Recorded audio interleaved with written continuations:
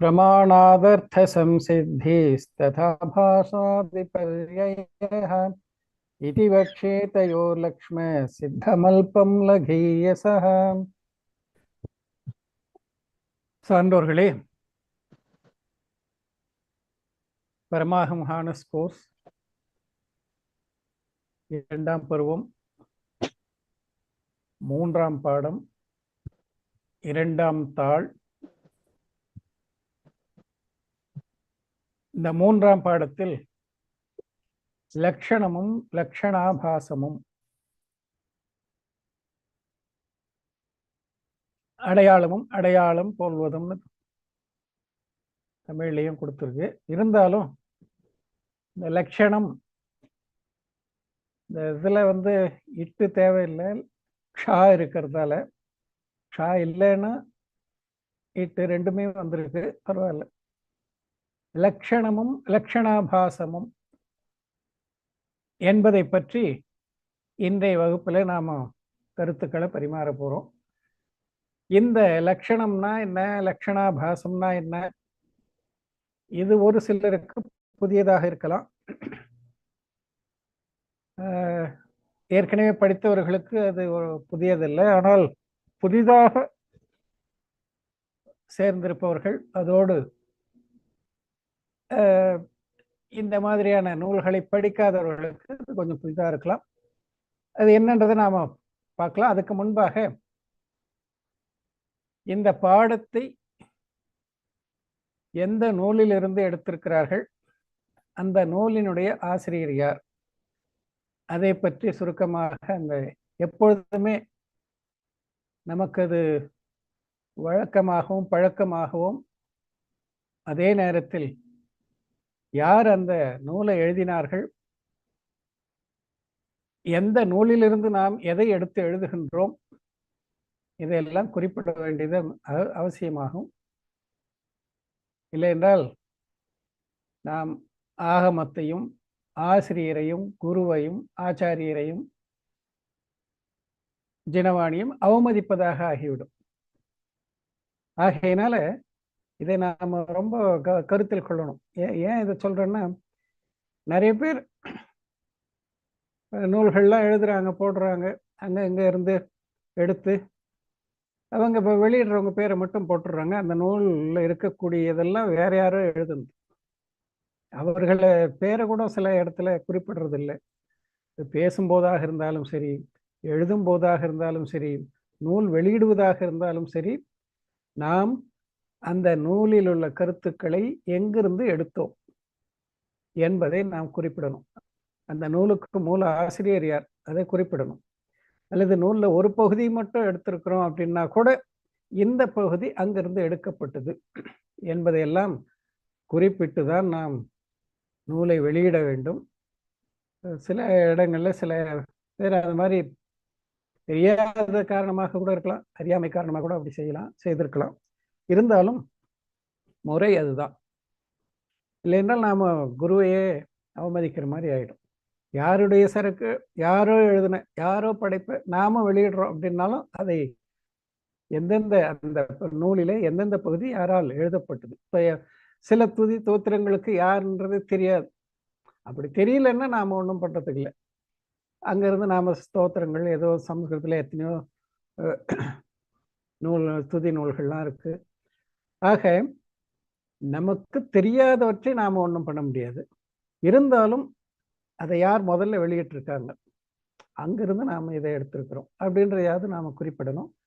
நூலாசிரியர் தெரியலன்னு சொல்லலாம். ஆக இதெல்லாம் நூல் வெளியிடுவதற்கு உண்டான முக்கியமான சில லட்சணம் இன்னைக்கு இதில் சொல்லப்போனோம்.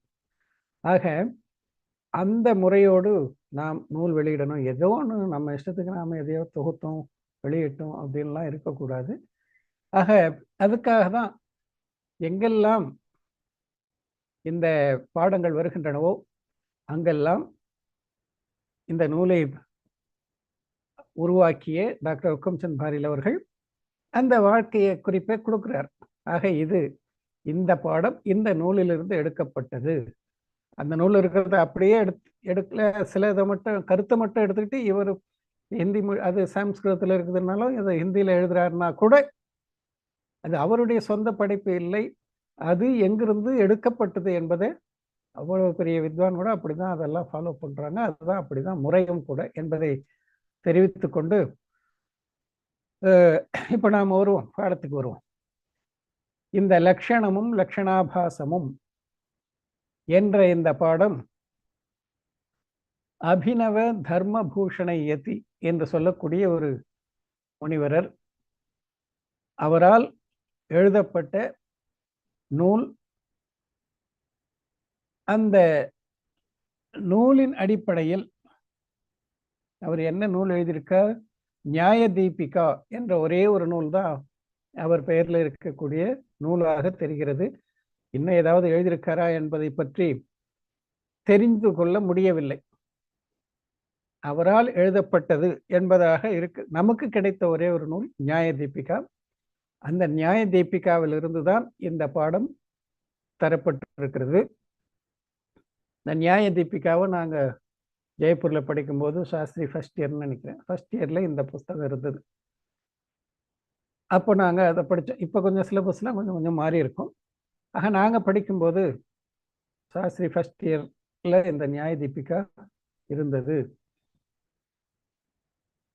அதில் இருக்கக்கூடிய கருத்துக்களை அப்படியே இங்கே கொடுக்கல, அதை விளக்கி அதே நேரத்தில் சுருக்கமாக இங்கே கொடுத்துருக்குறாங்க.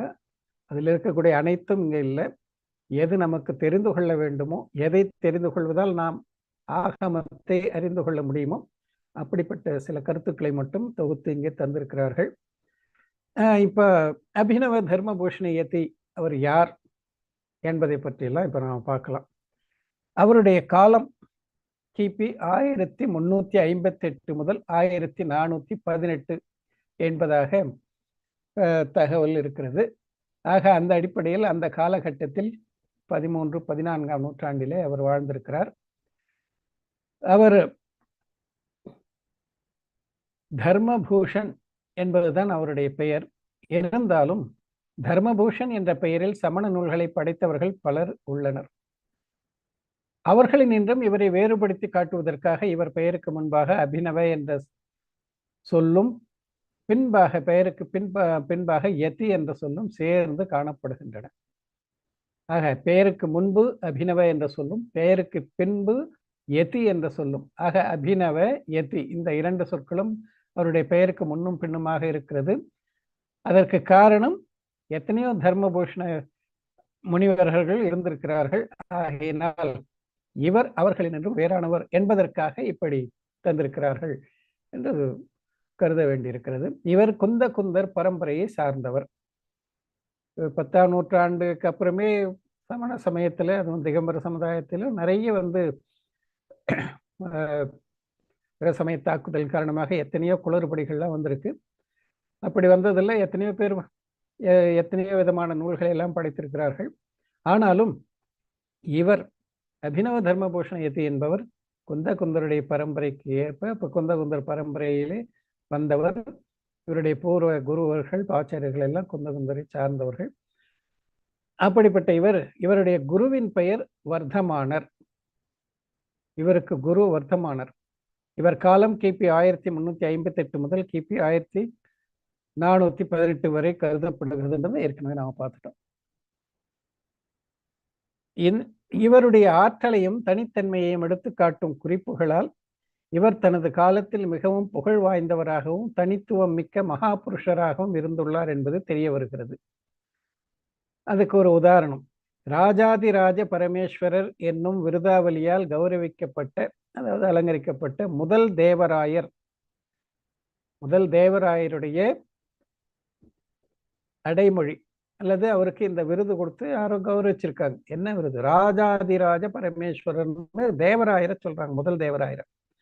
அப்படிப்பட்ட விருதை பெற்றிருக்கக்கூடிய முதல் தேவராய மன்னர் இவருடைய பாதங்களை பணிந்து வந்துள்ளார் அப்படின்னு இருக்கு. அப்படின்னாக்கா அந்த அரசனாலே இவர் போற்றப்படுகிறார், இவருடைய பாதங்களை அவர் தொட்டு வணங்கியிருக்கிறார் என்ற செய்தி, கல்வெட்டு செய்தி இருப்பதால் இவர் எவ்வளவு பெரிய மகானாக இருந்திருக்க வேண்டும், இவருடைய ஆற்றல் எவ்வளவு பெரிய சிறப்பு வாய்ந்ததாக இருக்க வேண்டும் என்பதை இதன் மூலமாக தெரிந்து கொள்ளலாம். ஆக அந்த அரசரே, ராஜாதிராஜ பரமேஸ்வரர் என்கின்ற முதல் தேவராயரே இந்த அபிநவ தர்மபூஷண எதி என்று சொல்லக்கூடிய முனிவர்களின் பாதங்களை தொட்டு வணங்கி இருக்கிறார் என்றால் இவருடைய பெருமையை இன்னும் வேற எப்படி சொல்லணும். ஆக அத்தகைய பெருமை புகழ் வாய்ந்த மிகுந்த ஆற்றல் படைத்த, சம்ஸ்கிருதத்தில் நல்ல அளப்பரிய ஆற்றல் படைத்த அப்படிப்பட்ட மகானாக இம்மாமுனிவர் இருந்திருக்கிறார். சமண கொள்கையை பரப்புவதே இவர் வாழ்க்கையின் விரதமாக இருந்தது. ஆக இவர் வாழ்க்கையின் விரதம் சமண சமயத்தினுடைய கருத்துக்களை, கொள்கையை மக்களிடம் சென்று சேர்க்க வேண்டும் என்பதற்காக அதற்கான முயற்சியில் ஈடுபட்டார். அதனுடைய விளைவாகத்தான் இந்த நூல் இயற்றப்பட்டிருக்கிறது. அத்துடன் நூல் இயற்றுவதிலும் இவர் தனது ஒப்பற்ற சிந்தனை திறன், தர்க்க சக்தி, அறிவாற்றல்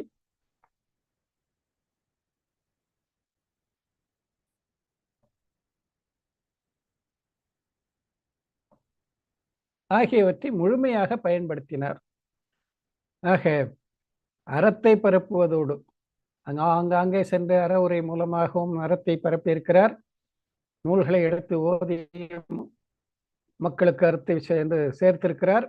அதே நேரத்தில் நல்ல தர்க்க சக்தி, ஆகம சக்தி, ஆகம அறிவாற்றல் எல்லாம் கொண்டு நூலையும் படைத்து அதன் வாயிலாகவும் அவர் அறத்தை வளர்த்திருக்கிறார். அவர் அப்படிப்பட்ட நூலை படைக்காமல் இருந்திருந்தால் இன்னைக்கு நாம் இதை தெரிந்து கொள்வதற்காக ஒரு வாய்ப்பு இல்லாமலே போயிருக்கும். ஆக இவ்வாறு நூல் வாயிலாகவும் அறவுரை வாயிலாகவும் முனி அறத்தை தானும் தாங்கி நின்று துறவரத்தை போற்றி அதன் வாயிலாகவும் ஆகமத்தை மக்களிடம் சென்று சேர்த்திருக்கிறார். தர்மத்தை மக்களிடம் சென்று சேர்த்திருக்கிறார். இன்று நமக்கு இவருடைய அழியா படைப்பாகிய நியாய தீபிகா என்னும் ஒரே ஒரு நூல் கிடைத்துள்ளது. அழியா படைப்பாக நியாய தீபிகா இருக்கிறது. இந்த நியாய தீபிகா ராஜஸ்தான் பல்கலைக்கழகத்தில் நாங்கள் படித்த போது ராஜஸ்தான் பல்கலைக்கழகத்தில் ஜெயின தரிசன பிரிவில் இந்த நூல் பாடமாக அமைந்திருந்தது. சாஸ்திரியினுடைய முதல் ஆண்டில் இந்த நியாய தீபிகா என்ற நூல் பாடத்திட்டத்திலே இருந்து ராஜஸ்தான் பல்கலைக்கழகம். நிறைய பேர் டோடர்மல் ஸ்மாரக் சித்தாந்த மகாவித்யாலயம், காலேஜ் இதெல்லாம் தெரியாமல் இருக்காங்க. டோடர்மல் சித்தாந்த மகாவித்யாலயம் என்பது டோடர்மல் ஸ்மாரக் பவனில் இருக்கிற டாக்டர் ஹுக்கும்சந்த் பாரில் மற்றும் அவரை சார்ந்தவர்கள் இவர்களெல்லாம் சேர்ந்து அந்த மகாவித்யாலயை உருவாக்கி அதிலே சில பாடத்திட்டங்களை, பாடநூல்களை எல்லாம் வைத்து அவர்கள் அங்கேயும் அதை கற்பிக்கிறார்கள். அது அவர்கள் ஸ்மாரக்கில் கற்பிக்கக்கூடியது. அது இல்லாமல் அதனுடைய கிளைகள் அங்கங்கே இருக்கு, அது எல்லாமும் சென்று சேர்கிறது.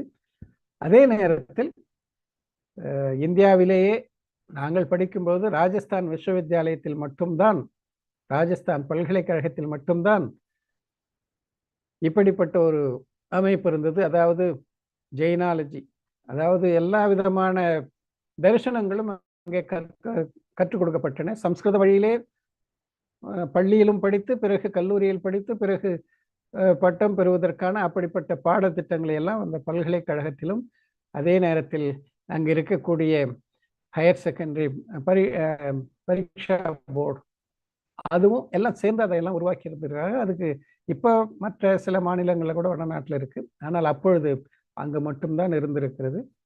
அந்த அடிப்படையில் இப்போ அதை கூட பிரிச்சுட்டாங்க தனியாக. ராஜஸ்தான் பல்கலைக்கழகத்திலிருந்து இந்த சம்ஸ்கிருதம் சார்ந்த அனைத்து பாடத்திட்டங்களையும் தனிப்படுத்தி வேற ஒரு போர்டாக வாரியமாக, தனியாக சம்ஸ்கிருத வாரியமாக அமைத்திருக்கிறார்கள். இருந்தாலும் அது அனைத்துமே நம்முடைய ஜெயின தரிசனத்தை கற்றுக்கொள்வதற்கும், அதே நேரத்தில் அது அந்த டிகிரி அங்கு படிக்க அந்த பட்டம்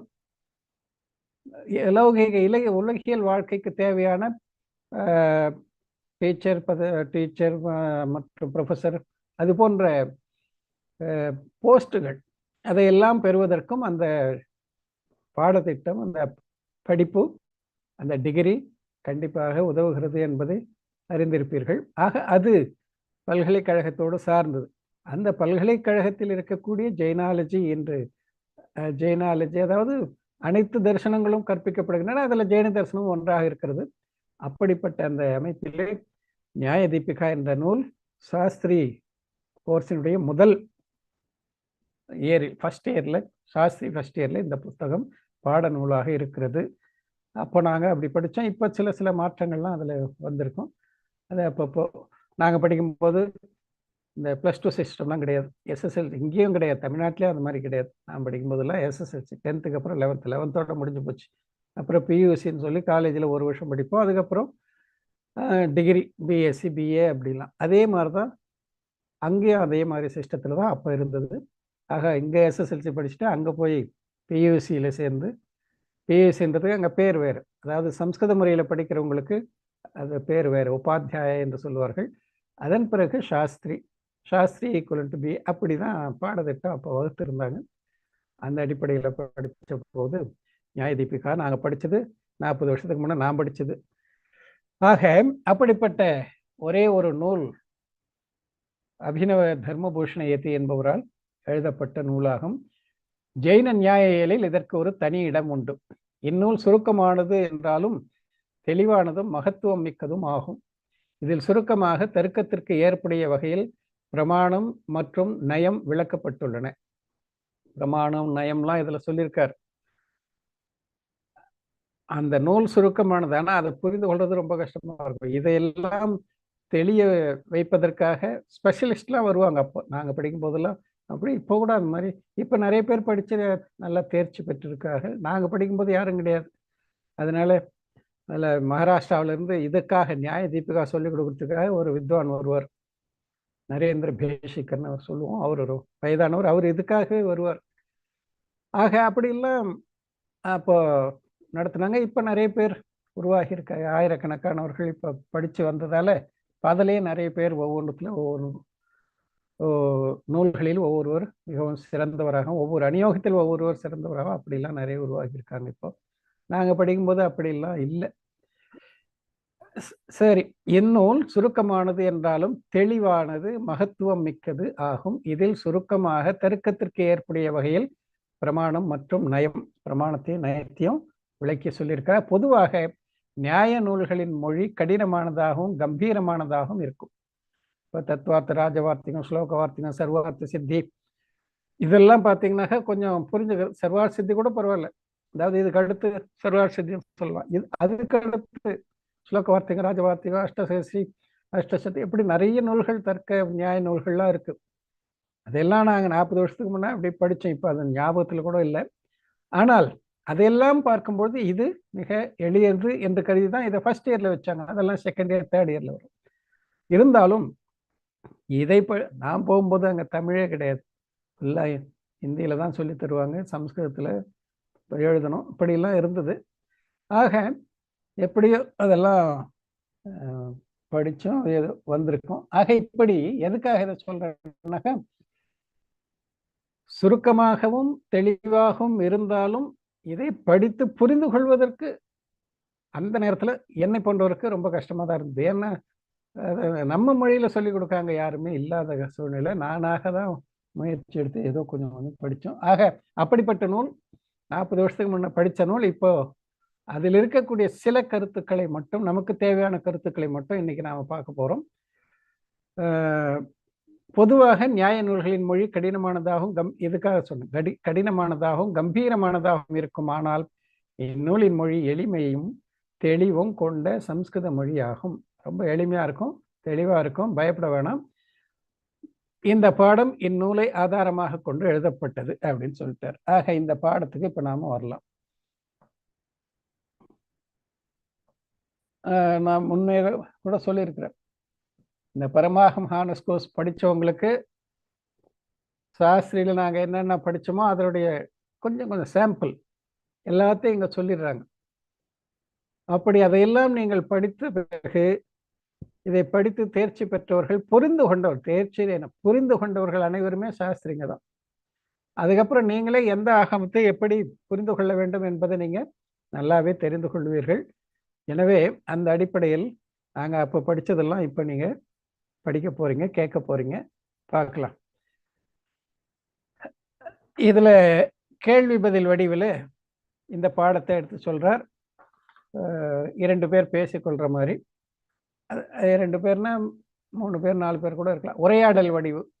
அப்படி சொல்லும்பொழுது நமக்கு என்ன கொஞ்சம் அது புரியறதுக்கு வாய்ப்பாக இருக்குன்றதுக்காக உரையாடல் வடிவில் இந்த நியாயம் சார்ந்த, தர்க்கம் சார்ந்த இந்த பாடத்தை அமைத்திருக்கிறார்கள். அந்த நியாயம் இதை ஏன் நாம் படிக்கணும் என்பதையெல்லாம் இந்த பாடத்தை படித்த பிறகு நமக்கு புரிய வரும். முதல்ல நேர பாடத்துக்கு போயிடலாம். என்ன பாடம் பாருங்க.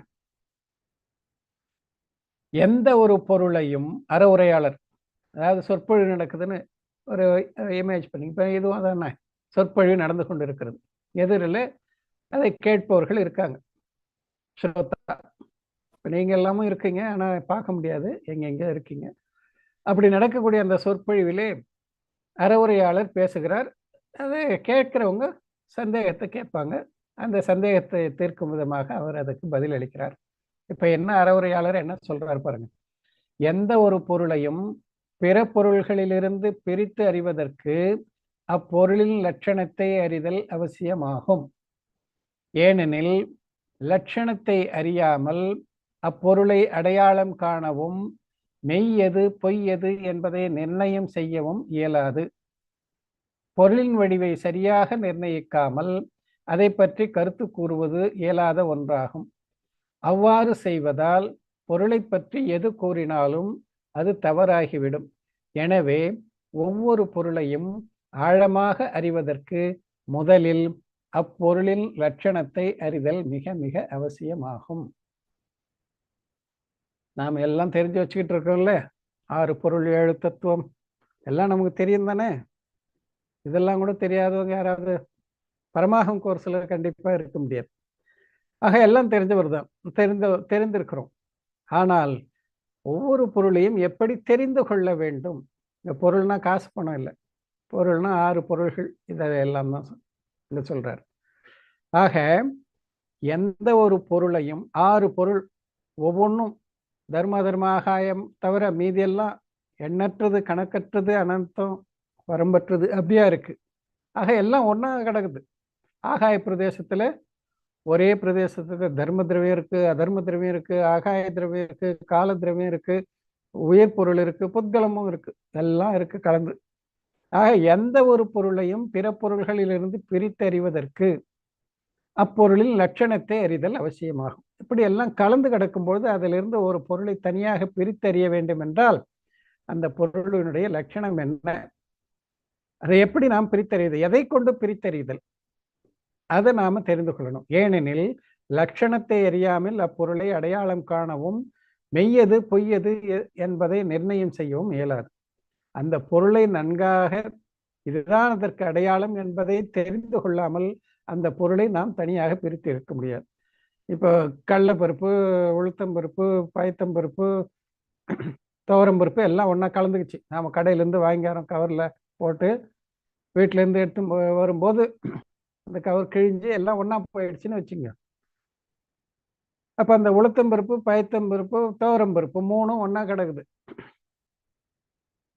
நமக்கு தெரியும், நம்ம வீட்டில் இருக்கக்கூடிய குழந்தை செலுத்து கூப்பிட்டு ஹெல்ப்புக்கு கூப்பிட்றோம், எல்லாம் ஒன்றா நிறைய கலந்து கிடக்குது, அதை பொறுக்கி தனித்தனியாக பிரிக்கணும். அப்போது அந்த குழந்தைகிட்ட நம்ம சொல்லுவோம், என்ன சொல்லுவோம், அது கேட்கும், எது துவரம்பருப்பு, இதில் 3 ஒன்றா கிடக்குதா, இதில் எது துவரம்பருப்பு, எது பயத்தம்பருப்பு, எது உளுத்தம்பருப்பு, உளுந்து எது, துவர எது, பயிர் எது, அதை நாம் அந்த குழந்தைக்கு எடுத்து சொன்னால் தானே அது கரெக்டாக அதை பிரித்து எடுக்கும், நமக்கு அதை ஹெல்ப் பண்ணும். நாம் சொல்லலைன்னா எது உளுத்தம்பருப்பு, எது துவரம்பருப்பு, எது பயத்தம்பருப்புன்னு அதுக்கு எப்படி தெரியும்? ஆக அதை நாம் பிரித்து எடுப்பதற்கு குழந்தைகிட்ட சொல்லுவோம், இந்த பாரு ரவுண்டா வெள்ளையா இருக்க அது உளுத்தம்பருப்பு, மஞ்சள் கலர்ல இருக்க பெருசா அது துவரம்பருப்பு, சின்னதா இருக்குதே அது பயத்தம்பருப்பு, பாசிப்பருப்பு, பயத்தம்பருப்பு, அப்படி குழந்தைக்கு சொல்லி அந்த வடிவத்தையும் அதனுடைய நிறத்தை இதன் வாயிலாக ஒவ்வொரு பருப்பை பற்றியும் நாம குழந்தைக்கு சொல்லி கொடுத்து, இந்த மாதிரி இதை தனியாக வெள்ளையாகிறது தனியாக எடு, பெரிய மஞ்சளாகிற பருப்பு தனியாக எடு, சின்ன மஞ்சளாகிற பருப்பு தனியாக எடு, அப்படிலாம் சொல்லி புரிய வைக்கிறோம். அப்படி சொல்றது அந்த குழந்தை அந்த அடையாளத்தை வைத்து தெரிந்து கொள்ளும். இப்போ மஞ்சளாகிறத தனியா எடு, வெள்ளையாகிறத தனியா எடுன்னு மட்டும் சொல்லிட்டா, மஞ்சளாகிறது துவரம் பருப்பும் மஞ்சளா இருக்கலாம், பயத்தம் பருப்பும் மஞ்சளா இருக்கலாம், கடலை பருப்பு கூட மஞ்சளா இருக்கலாம். ஆக நாம சொல்லக்கூடிய அடையாளம் அந்த பருப்பை தனியாக எடுத்துக்காட்டும் விதமாக அமைந்திருக்க வேண்டும். அப்படி இல்லாமல் ஏதோ ஒரு அடையாளத்தை சொல்லி நாம பிரித்து எடு அப்படின்னாக்கா அந்த குழந்தை சரியாக பிரித்து எடுக்க முடியாது. ஆகையினால் இன்னும் அதான் கூட வேற எதுனா கலந்து போயிருந்தாலும் எல்லாவற்றையும் தனியாக பிரித்து அறிய வேண்டும் என்றால் அதற்கு உரிய அடையாளத்தை நாம் சொல்லி அந்த குழந்தைக்கு புரிய வைக்கணும். ஆரஞ்சு பழம், எலுமிச்சம்பழம், கிச்சிலி பழம் எல்லாம் ஒண்ணா இருக்கு. அதையும் அப்படித்தான். எது ஆரஞ்சு, எது கிச்சிலி பழம், எது எலுமிச்சம்பழம், எது கொய்யாப்பழம், இதெல்லாம் யாருக்குறைய பார்க்கறதுக்கு ஒரே மாதிரி குழந்தைகளுக்கு தெரியும். ஆக இப்படி இருக்குது. அந்த மாதிரி நாம் ஐடென்டிஃபை பண்றதுக்காக ஒவ்வொன்றையும் தனித்தனியா பிரித்து நாம குழந்தைகளுக்கோ அல்லது தெரியாதவர்களுக்கோ தெரிவிக்கிறோம்.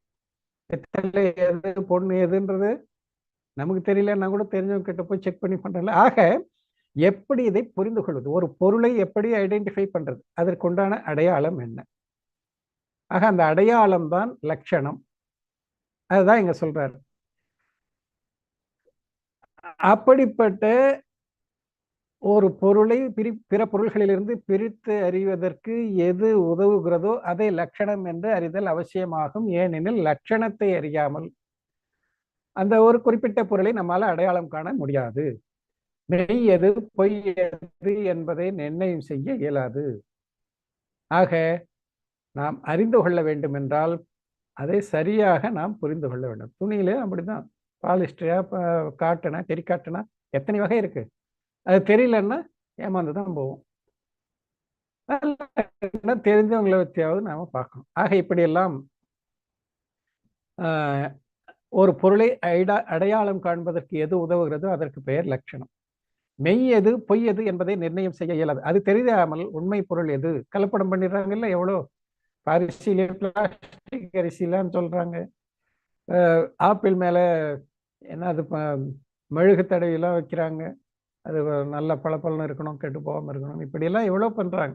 அதை நாம் ஐடென்டிஃபை பண்ணணும். அப்படின்னாக்கா எது மெய் எது பொய் என்பதை நாம் நிர்ணயம் செய்ய.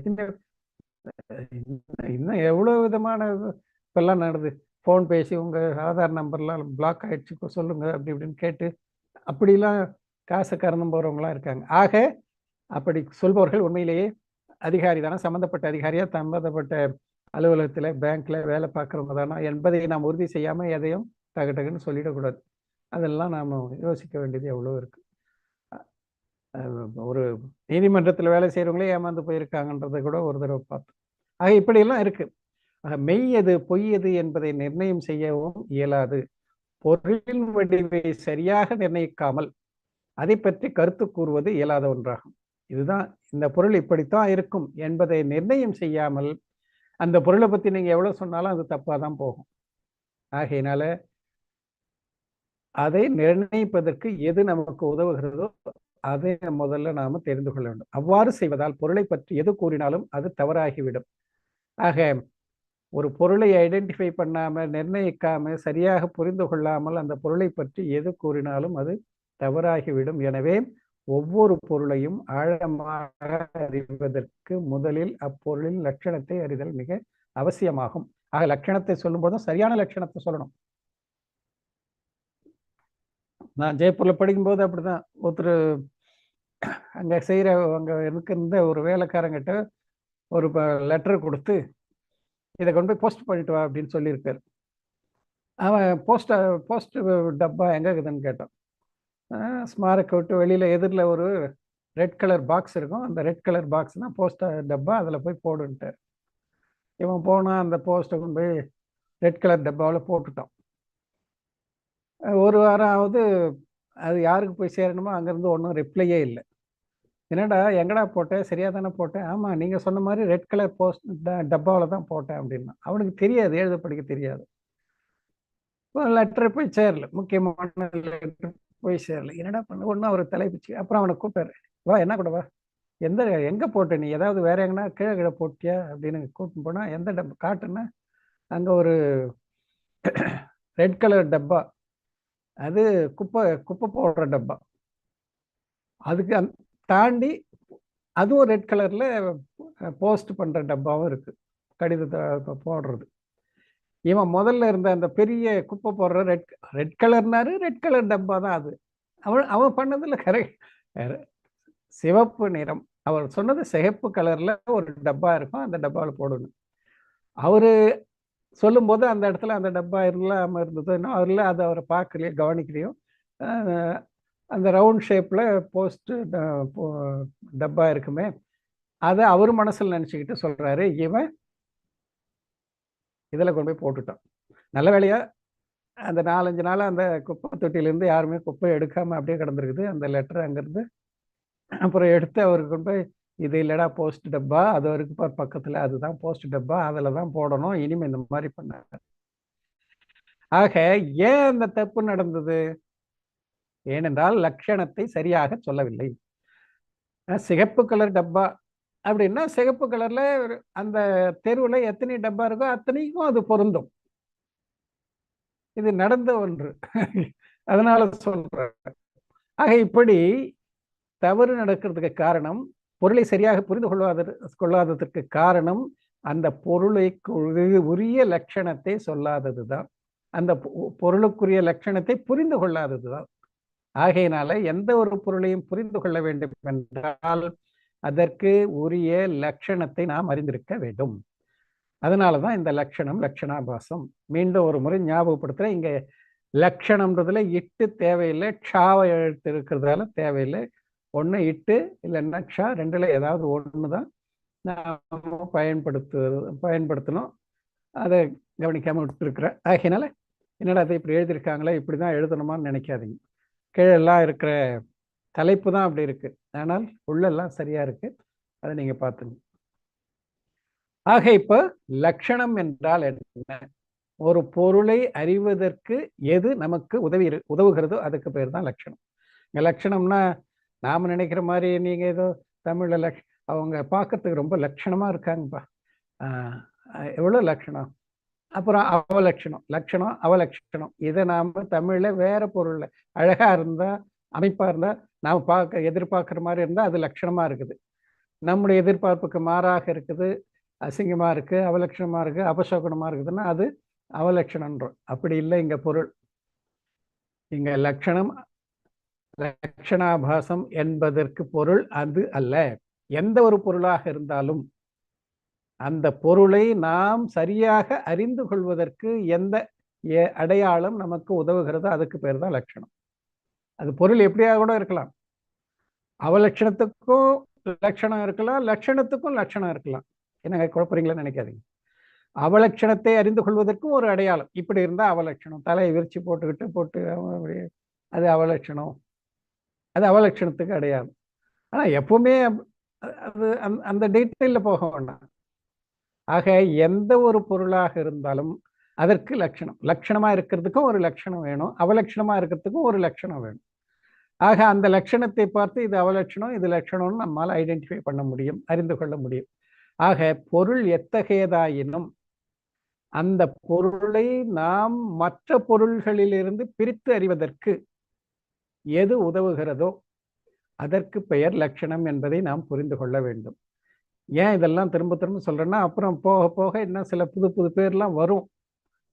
புது புது பேர்லாம் நமக்கு ஞாபகத்தில் வச்சிருக்கணும், நாம கேள்விப்படாத பேர்லாம் இருக்கலாம். ஆகையினால முதல்ல லட்சணம் லட்சணாபாசம். லட்சணாபாசம்னா என்ன, லட்சணம்னா என்ன, எது உண்மையான லட்சணமோ, எது பொருளை மற்ற பொருள்களிலிருந்து பிரித்தறிவதற்கு உதவுகிறதோ அப்படிப்பட்ட அடையாளம் லட்சணம். எது அந்த பொருளில் இருக்கும் ஆனால் அந்த லட்சணம் அந்த பொருளை பிரித்து காட்டாது, அப்படி இருக்கிறதுக்கு பேரு லட்சணாபாசம். இப்ப சொன்ன பாருங்க, டப்பா போஸ்ட் டப்பான்னா ரெட் கலர்ல இருக்கிறது பேரு போஸ்ட் டப்பா. ஆக சிகப்பு கலர்ல இருக்கிறதுக்கு பேர் போஸ்ட் டப்பா அப்படின்னு முடிவு பண்ணிட்டா சிகப்பு கலர்ல என்னென்ன டப்பா இருக்கோ அது எல்லாம் போஸ்ட் டப்பாவாயிடும். அப்ப சிகப்பு வண்ணம் என்பது சரியான லட்சணம் கிடையாது. அது லட்சணாபாசம். இப்போ பச்சை கலரில் கூட இருக்கு போஸ்ட் டப்பாவெல்லாம், எத்தனையோ கலரில் வந்திருக்கு. அது அப்புறம்.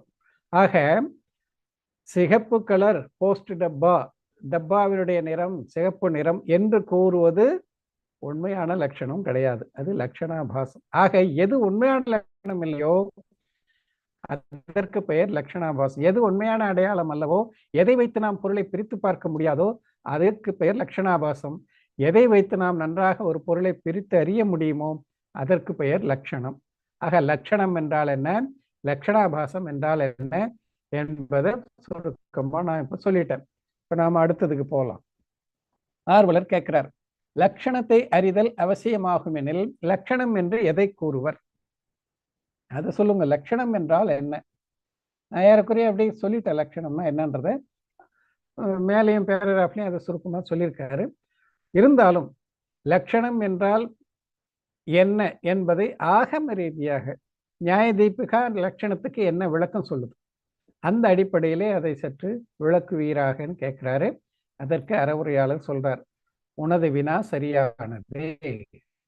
ஒரு பொருளின் லட்சணத்தை அறிவதற்கு முன் லட்சணம் என்றால் என்ன என்பதை அறிதல் அவசியமாகும். பொதுவாக சொல்லிட்டார், பொருளை அறியறதுக்கு உதவுவது லட்சணம். ஆனாலும் அதுல இன்னும் கொஞ்சம் தெளிவாக அறிந்து கொள்ள வேண்டிய விஷயம் இருக்கு. அது என்ன, அதுதான் இப்ப நாம பார்க்க போறோம். ஏனெனில் லட்சணம் என்றால் என்ன என்பதை அறியாமல் குறிப்பிட்ட ஒரு பொருளுக்கு கூறப்பட்ட லட்சணம் சரியானதா என்பதை எவ்வாறு உறுதி செய்ய முடியும்? ஆக லட்சணத்தை தெரியாமல் ஒரு பொருளுக்கு சொல்லப்பட்ட லட்சணம் சரியானதா? சிகப்பு கலர் போஸ்ட் டப்பா, போஸ்ட் டப்பாவுடைய லட்சணம் சிகப்பு கலர் அப்படின்னு சொன்னா, மஞ்சள் கலரா இருக்கிறதுக்கு பெயர் துவரம்பருப்பு அப்படின்னு சொன்னா மஞ்சள் கலர்ல எத்தனையோ இருக்கலாம். ஆகையினால வெள்ளை கலர்ல இருக்கிறது பருத்தி துணி, காட்டன் துணி அப்படின்னு சொன்னா வெள்ளை கலர்ல எத்தனையோ துணி இருக்கலாம்.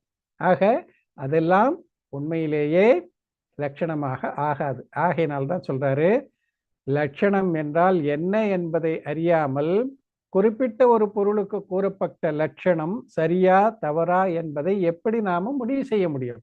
ஆக முதல்ல இந்த லட்சணம் சரியான்னு பார்க்கணும்.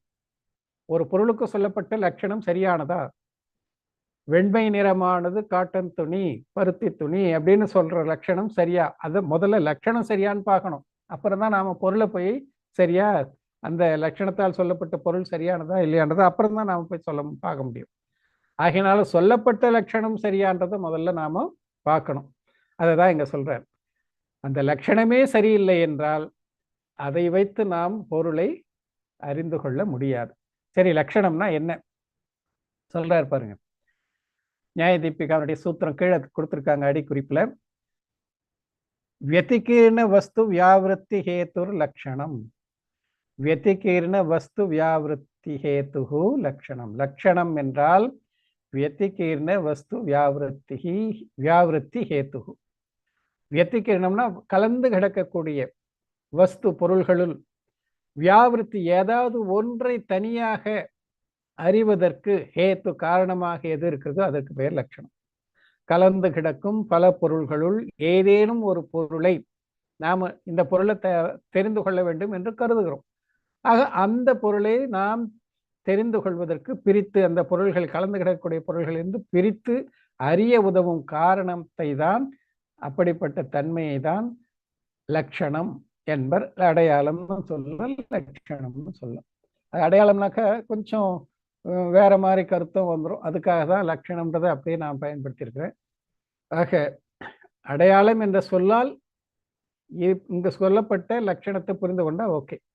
அவனுக்கு என்ன அடையாளம், அங்க அடையாளம் எல்லாம் சொல்றாங்கல்ல, கையில மறு இருக்கா, காலில் என்ன இருக்கா, இல்லை வெட்டுக்காய் இருக்கா, இப்போ பாஸ்போர்ட் அது விசாவெல்லாம் வாங்குறதுக்கு அதெல்லாம் ஐடென்டிஃபிகேஷன் கேட்குறாங்கல்ல, உடல்ல என்ன ஐடென்டிஃபிகேஷன். நாம சொல்லக்கூடிய அந்த ஐடென்டிஃபிகேஷன் நமக்கே உரியதாக இருக்கணும். ஐடென்டிஃபிகேஷன், என் தலை வெள்ளையா இருக்கு, என் முடி நான் நரைச்சி போச்சு அப்படின்னு சொல்லி இதான் என் ஐடென்டிஃபிகேஷன் சொன்னா ஒத்துக்குவாங்களா? தலைமுடி நரைச்சவங்க எத்தனையோ பேர் இருக்காங்க, வெள்ளையா போனவங்க எத்தனையோ பேர் இருக்காங்க. அது நம்முடைய ஐடென்டிஃபிகேஷன். அதை வைத்து நம்மால நான் தான் என்று புரிந்து கொள்ள முடியாது. ஆகையினால ஹைட்டு வெயிட் எல்லாம் வச்சு கூட நம்மளால கரெக்டாக ஐடென்டிஃபை பண்ண முடியாது. இதே ஹைட்டில் இதே வெயிட்டில் வேற எத்தனையோ பேர் கூட இருக்கலாம். அதனால தான் நம்மிடம் இருக்கக்கூடியதான் இந்த கைரேகையை வச்சுக்கிறாங்க, கண்ணை வச்சுக்கிறாங்க. இப்போ நிறைய டெக்னிக்லாம் வந்துடுது. அந்த நாளில் டெக்னாலஜி கிடையாது. அப்போ இந்த மரு மச்சம் அதெல்லாம் தான் அடையாளமாக இருந்தது. ஆக எந்த இடத்துல இருக்குது, எந்த மாதிரி ஷேப்பில் இருக்குது, அதை வைத்து ஐடென்டிஃபிகேஷன்லாம் அந்த நாளில் நடந்தது. பத்திரப்பதிவு அது இதுன்னு பண்ணும்போது கூட இதெல்லாம் வச்சாங்க. இப்போ நிறைய வளர்ந்து போச்சு. ஃபோட்டோவே பிடிச்சி வச்சுடுறாங்க. ஆகையினால ஃபோட்டோலாம் கூட சில நேரத்தில் ஒரே மாதிரி 2 பேர் கூட இருக்கிறதுக்கு வாய்ப்பு இருக்குது. அதனால தான் அடையாளங்கள், அங்க அடையாளங்களை வைக்கிறாங்க. ஆக இப்படி பல மனிதர்களுள் ஒருவரை தனியாக பிரித்து அறிய வேண்டும் என்றால் அது அவருக்கே உரிய லட்சணமாக இருக்கணும். அந்த லட்சணம் வேற யாருக்கும் இருக்கக்கூடாது. அப்படிப்பட்டதுதான் லட்சணம். அப்படிப்பட்டதை அடையாளம் என்று சொல்லுகிறோம். சரி, அடுத்து இது நியாய தீபிகாவில் சொன்னப்பட்ட கருத்து, சூத்திர அடிப்படையில் சொன்ன விளக்கம். அக்கலங்க தேவர் ராஜவார்த்திகத்திலையும் சொல்லியிருக்கார். அவர் என்ன சொல்லியிருக்காரு? ஏறக்குறைய அதே தான். ஒன்றோடொன்று கலந்துள்ள பொருள்களுள் ஏதேனும் ஒரு பொருள் எதன் வாயிலாக பிரித்து அறியப்படுகிறதோ அதே லட்சணம் என்பர். சொற்கள் தான் கொஞ்சம் மாற்றமே தவிர ஏறக்குறைய அதே கருத்து தான் இங்கேயும். என்ன சொல்றாரு? பரஸ்பர வெத்திரேகை சதி. அங்க வெத்திகேன வஸ்து வியாவிருத்தின்னு சொன்னாரு. இங்க பரஸ்பர வெத்திரேகை, பரஸ்பரம் ஒன்றோடு ஒன்று கலந்துள்ள பொருள்களுள் ஏன அந்நியத்துவம் லட்சியதே, எதன் வாயிலாக இந்த குறிப்பிட்ட ஒரு பொருள் தனிப்படுத்தப்பட்டு அறியப்படுகிறதோ அதுதான் தல்லட்சணம். அந்த பொருளுக்குரிய, நான் பிரித்து எடுத்த அந்த பொருளுக்குரிய லட்சணமாக சொல்லுவர் அப்படின்னு சொல்லி ராஜவார்த்திகத்திலையும் சொல்லியிருக்கார். தத்துவார்த்த ராஜவார்த்திகம், ஸ்லோக வார்த்திகம், சர்வார்த்த சித்தி இதெல்லாம் தத்துவ சூத்திரத்துடைய ஒரே நூல்கள். தத்துவ சூத்திரத்திலையும் இந்த கருத்துக்கள்லாம் சுருக்கமாக சொல்லப்பட்டிருக்கிறது. இது என்ன புதுசு புதுசாக இது ஏதோ சொல்கிறாங்களே, இதெல்லாம் ஜெயின ஆகமம் தானா அப்படின்லாம் நினைக்காதுங்க. எல்லாமே ஜெயின ஆகமத்திலிருந்து சொல்லப்பட்டிருக்கிறது. தத்துவ சூத்திரத்திலிருந்து உருவானது தான் சர்வார்த்த சித்தி. அதனுடைய இன்னும் விரிவுரை தான் ஸ்லோக வார்த்தைக்கும் ராஜ வார்த்தைக்கும் எல்லாமே.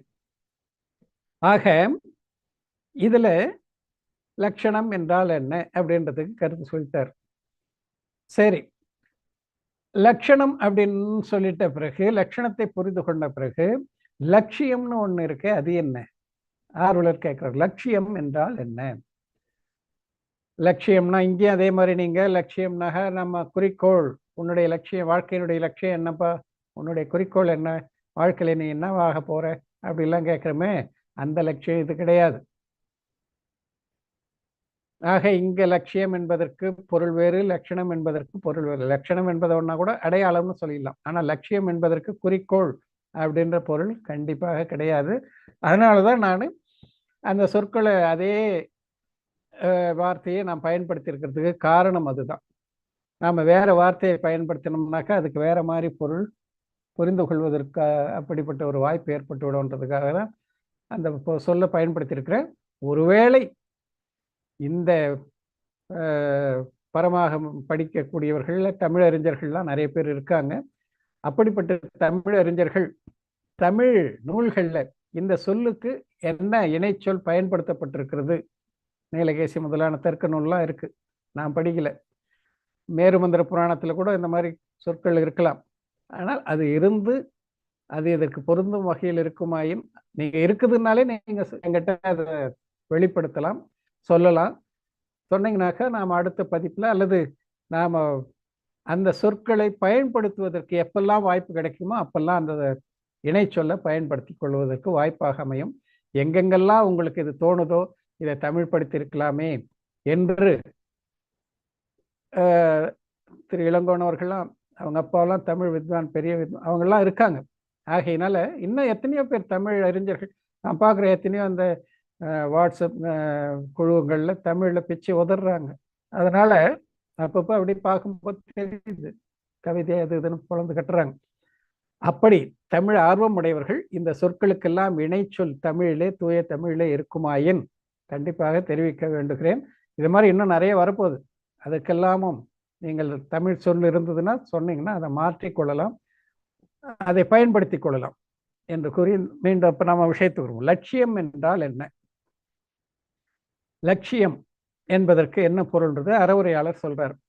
எதற்கு லட்சணம் வகுக்கப்படுகிறதோ அதை லட்சியம் என்று கூறுவர். லட்சியம் அப்படின்றது ஒரிஜினல் வேர்டு. லட்சியம்னு நாம தமிழ்ல சொல்லாது ஒன்றும் தவறு இல்லை. ஆக எதற்கு, அதாவது எந்த பொருளுக்கு லட்சணம் வகுக்கப்படுகிறதோ அந்த பொருளை லட்சியம் என்று கூறுவர். உதாரணமாக உயிரின் லட்சணம் சேத்தனம். இதில் உயிர் லட்சியம், சேத்தனம் அதன் லட்சணம். லட்சணத்தால் அறியப்படும் பொருளே லட்சியமாகும். அவ்வளவுதான், வேற ஒன்றும் இல்லை, ரொம்ப சிம்பிள். லட்சணம் இப்போ ஜம்புகுமார் அப்படின்னா அது யாரை குறிக்கும்? என்ன குறிக்கும் நான் நினைக்கிறேன். ஆனா அது உண்மையான லட்சணம் கிடையாது. ஜம்புகுமார்னு எத்தனையோ பேர் இருக்கலாம், என் பேர்ல வேற கூட. ஆகையினால உண்மையான லட்சணம் இப்போ எனக்கு 6 விரல், அது என்னுடைய லட்சணம். 6 விரலுங்கிறவங்க கூட நிறைய பேர் இருக்காங்க. காலில் 6 விரல் இப்படிலாம். அப்புறம் இங்கே மச்சம் இருக்கு, அது இது போல மறு இருக்கு. இதெல்லாம் வைத்து இது என்னுடைய அடையாளம்னு சொல்லும்போது அது 6 விரல். ஒரு பேச்சுக்கு வச்சுக்கோ, 6 விரல் நம்ம என்னுடைய லட்சணம் அப்படின்னு ஒரு பேச்சுக்கு வச்சுக்கிட்டா காலில் இடது காலில் 6 விரல், அது ரொம்ப ரேராக இருக்கும். ஆக அப்படி அது என்னுடைய லட்சணம். அந்த 6 விரலை உடைய நான் லட்சியம். புரிந்து கொள்வதற்காக இதை சொல்றேன். ஆக 6 விரல், இப்போ 4 பேர்ல யாருக்கும் 6 விரல் இல்லை, நான் எனக்கு மட்டும்தான் 6 விரல் இருக்கு, ஒரு 4-5 பேர் கும்பலா இருக்கும்போது அப்படின்னா அந்த 6 விரலுக்கு அவரை கூப்பிடுன்னு சொல்ல முடியும். ஆக அந்த அளவுக்கு அது லட்சணம். ஆக அந்த லட்சணத்தை உடைய பொருள் அது லட்சியம். ஆக 6 விரல் எனது லட்சணம், 6 விரலை உடைய நான் லட்சியம். அதுதான் சொல்ல, லட்சியம்னாக குறிக்கோள் அப்படின்ற அர்த்தம் இங்க கிடையாது. அதான் இங்க இன்னும் உயிர் பொருளை உதாரணமா வச்சு சொல்றார். உயிர் என்பது லட்சியம், சேத்தனம் என்பது லட்சணம். இதெல்லாம் நீங்க தெளிவா தெரிந்து கொள்ளணும். இதை தெரிந்து கொண்டீங்கன்னா இதுக்கப்புறம் இதை ரிப்பீட் பண்ண வேண்டிய அவசியம் இருக்காது. அது மேல என்ன நிறைய போக வேண்டியிருக்கு. ஆகையினால லட்சணம்னா என்ன, லட்சியம்னா என்ன? லட்சணம் ஒரு பொருளை பல பொருள்களோடு கலந்து கிடக்கக்கூடிய ஒரு பொருளை தனியாக பிரித்து அறிவதற்கு எது உதவுகிறதோ அதற்கு பெயர் லட்சணம். அந்த லட்சணம் எந்த பொருளில் இருக்கிறதோ அந்த பொருளுக்கு பெயர் லட்சியம். ஆன்மா மற்ற பொருள்களோடு அனந்தானந்த புத்கலம், ஆகாயம், தர்மம், அதர்மம், காலம் எல்லாவற்றோடும் கலந்து கிடக்குது. அப்படிப்பட்ட அந்த பொருளை நாம் தனியாக பிரித்து அறிய வேண்டும் என்றால் அதற்கு ஒரு லட்சணத்தை நாம கிரியேட் பண்றோம். அந்த லட்சணம் சேத்தனம். ஆக சேத்தனம் என்பது ஆன்மாவுடைய லட்சணம், ஆன்மா லட்சியம். இப்படியாக இதை நாம தெரிந்து கொள்ளணும். ஆக லட்சணம் லட்சியம் என்றால் என்ன? சேத்தனம் ஆன்மாவுடைய லட்சணம், ஆன்மானாலும் சரி உயிர்னாலும் சரி ஒன்றுதான். ஆக இதில் உயிர் லட்சியம், சேத்தனம் அதன் லட்சணம். லட்சணத்தால் அறியப்படும் பொருளே லட்சியம் ஆகும் என்பதை நீங்க தெரிந்து கொண்டிருப்பீங்க. இப்போ மேல் கொண்டு போகலாம். லட்சணம் இருவகைப்படும். லட்சணத்துக்கு பிரிவு உண்டா? ஆமா உண்டு. என்ன? 2 வகை, ரொம்ப அதிகம் இல்லை. அதனால ரொம்ப கஷ்டப்பட வேணும். இப்போ நாம் 2 தெரிஞ்சுக்கிட்டோம். லட்சணம் என்றால் என்ன என்பது நமக்கு தெரியும், லட்சியம் என்றால் என்ன என்பது நமக்கு தெரியும். இந்த லட்சணத்தை இப்ப பேச போறார். லட்சியம் என்பது நிறைய இருக்கு. அனந்தானந்த பொருள்கள் எல்லாம் லட்சிய பொருள் தான். எத்தனை வகை வகையான டிசைனான இப்போ சொல்ற துணியில எத்தனை வெரைட்டிஸ் இருக்கு, காய்கறியில எத்தனை வெரைட்டிஸ் இருக்கு, தானியங்கள்ல எத்தனை வெரைட்டிஸ் இருக்கு, வீடுகள்ல எத்தனை விதமா இருக்கு, உலகத்தில் இருக்கக்கூடிய எத்தனையோ ஜட பொருள்கள் எத்தனையோ விதமா, பூவில் எத்தனை, காயில எத்தனை, மரத்துல எத்தனை, எவ்வளோ சொல்லிக்கிட்டே போகலாம். அதுபோல ஜெயின சமயம் சொல்லுகின்ற இது நம்ம சமயத்துக்கு மட்டும் இல்லை, உலகத்தில் இருக்கக்கூடிய அனைத்து பொருள்களையும் நாம் ஐடென்டிஃபை பண்ணணும், பிரித்து அறிய வேண்டும் என்றாலும் இதுதான் இந்த பாடம் நமக்கு பயன்படும். ஆனா இந்த பாடத்தை நாம உலகியலுக்காக பயன்படுத்த வேணாம், நம்முடைய ஆன்ம தத்துவத்தை அறிவதற்காக பயன்படுத்துவதற்கு தான் எழுதப்பட்டிருக்கிறது. ஆனா உலகிலே இப்படித்தான் நாம் பொருளை புரிந்து கொள்கிறோம் என்பதில் வேறு கருத்து கிடையாது. அதனால்தான் இது எல்லாமே ஜெயினிசம் என்பது ரொம்ப பிராக்டிக்கலானது, லாஜிக்கானது. இதுல மந்திரம் தந்திரம் பூசி முழுப்புற கதையே கிடையவே கிடையாது. அது பண்ணா அது ஆயிடும், இது பண்ணா இது, அதெல்லாம் இந்த சமத்காரம் அது இதுன்றாங்களா, அதுக்கு இங்க இடமே கிடையாது. ஒவ்வொரு பொருளும் எப்படி இருக்கிறதோ அப்படியே அறிதல், உணர்தல், நம்புதல், ஒழுகுதல், இதுதான் தர்மம். வேற ஒண்ணுமே பொருளின் இயல்பே அறம்ன்றதுக்கு வேற ஒண்ணும் டெஃபினேஷனே கிடையாது. இவ்வளவு பிராக்டிக்கலாகவும் இவ்வளவு லாஜிக்காகவும் இருக்கக்கூடிய அறத்தை நாம் புரிந்து கொள்ளாமல் எத்தனையோ கோளாறான முறையில கண்மூடித்தனமா எதையோ பண்ணிட்டு இருக்கோம், ஜெயினனாக இருந்து கொண்டு கூட. ஆக இதெல்லாம் புரிந்து கொண்டோம் என்றால் எவ்வளவு இந்த மாதிரி வேற எங்கேயும் உங்களுக்கு கிடைக்காது, வேற எங்க போனீங்கன்னாலும். அவ்வளவு இதெல்லாம் பார்க்க பார்க்க எனக்கு ரொம்ப இதை சொல்லி தர்றது ஒரு பக்கம்னா கூட நம்முடைய அறத்தினுடைய மகிமையே எனக்கு சொல்ல, அதாவது எப்படி இதை சொல்றது, இவ்வளவு பிராக்டிக்கலா அந்த நாள்ல சொல்லியிருக்காங்க. இது ஆயிரம் ஆண்டுகளாக ஏன் ஆதிநாதர் காலத்துக்கு முன்பிருந்தே இருக்குது. ஏன் இருக்குது? ஏன்னா பொருள் இப்படித்தானே. பொருள் எப்ப இல்லாம இருந்தது? எந்த காலத்துல இல்லாம இருந்தது? எல்லா காலத்திலும் 6 பொருட்கள், அதனுடைய தன்மைகள், இயல்புகள் எல்லாம் இருக்கு. ஆகையினால் அதை தான் சொல்லியிருக்காங்க. அதை புரிந்து கொண்டு அதை நம்பி அதை ஒழுகுதல், இதுக்குதான் பேரு தர்மம், வேற ஒண்ணும் கிடையாது. தர்மம்னா எப்படி துணியை கட்டணும், எப்படி இது பண்ணணும், என்ன இதெல்லாம் இதுக்கு உதவக்கூடியதா இருந்தா அதுவும் தர்மம், இதுக்கு உதவாததுன்னா தர்மம் கிடையாது. இதுதாங்க இவ்வளவு லாஜிக்கானதுங்க தர்மம். சரி, நாம விஷயத்துக்கு வருவோம். லட்சணம் இருவகைப்படும். ஆத்மபூத லட்சணம், அனாத்மபூத லட்சணம். ஆத்மபூதம், அனாத்மபூதம். இந்த பூதம்னா பூதம் பேயின்னு நினைக்காதீங்க, பொருளோடு ஒன்றானது. ஆத்மபூதம், ஆத்மார்த்தமா சொல்லுப்பா அப்படின்னு சொல்றாங்கல்ல, நெஞ்ச தொட்டு சொல்லு அப்படின்னு சொல்றாங்க. அது போல அந்த பொருளோடு, இங்க ஆத்மான்னா அந்த ஆன்மா உயிரின்றது கிடையாது, அதையும் தெரிந்து கொள்ளுங்கள். ஆத்ம பூத்தம் என்றால் ஆத்மார்த்தமா சொல்லுன்றாங்க. அந்த மாதிரி உயிரோடு ஒன்றியது அப்படின்னு அர்த்தம் கிடையாது. எந்த ஒரு பொருளாக இருந்தாலும் அதுக்கும் ஆத்மான் தான் பேர். ஆத்ம பூத்தம் என்றால் அந்த பொருளோடு ஒன்றானதுக்கு பேர் ஆத்மபூத்தம். ஆத்மான்ற சொல்லுக்கு எத்தனையோ பொருள் இருக்கு, என்ன பண்றது, அதெல்லாம் தெரிந்து கொள்ளணும்.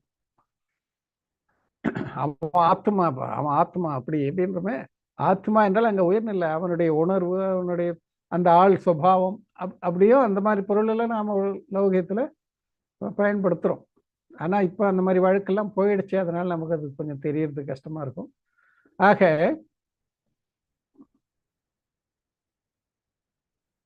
ஆத்மார்த்தம், உள்ளதை உள்ள மாதிரி சொல்லு, பொய் சொல்லாத, எப்படி நீ ஃபீல் பண்றியோ அப்படியே சொல்லு அப்படின்லாம் சொல்றோமா, அது மாதிரி ஆத்மபூத்தம் என்றால் பொருளோடு ஒன்றானது. அதுக்குதான் பிராக்கெட்லயும் கொடுத்துட்டேன், இங்க தவறா புரிந்து கொள்ளக்கூடாது. ஆத்மபூத்தம் என்றால் பொருளோடு ஒன்றானது, பிரிக்க முடியாது. பொருளையும் அந்த லட்சணத்தையும் பிரிக்க முடியாத இருக்கக்கூடிய அப்படிப்பட்ட லட்சணம் அது ஆத்மபூத்த லட்சணம். அனாத்மபூத்த லட்சணம் என்றால் பொருளை ஐடென்டிஃபை பண்ணணும், ஆனால் அந்த பொருளோடு சேர்ந்தே எப்போ இருக்குமான்னா இருக்காது. ஒரு சில நேரத்தில் சேர்ந்து இருக்கும், ஒரு சில நேரத்தில் சேராம இருக்கும். சேராம இருக்கும்போது அதை லட்சணம் சொல்ல முடியாது, சேர்ந்து இருக்கும் போது மட்டும் லட்சணம் சொல்லலாம்.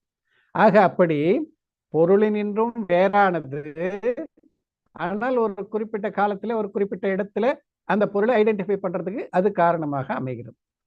அந்த நேரம், அந்த இடம், அது அந்த அப்ப மட்டும் அது லட்சணம்னு சொல்லலாம், எப்போதும் அது லட்சணமாக அமையாது.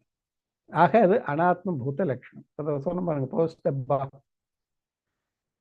ஸ்மாரக் பவனுக்கு ஏற்ற மாதிரி ஒரே ஒரு ரெட் கலர் போஸ்ட் டப்பா இருந்த போது அது ரெட் கலர்னு சொன்னா தெரிஞ்சுக்க முடிஞ்சது.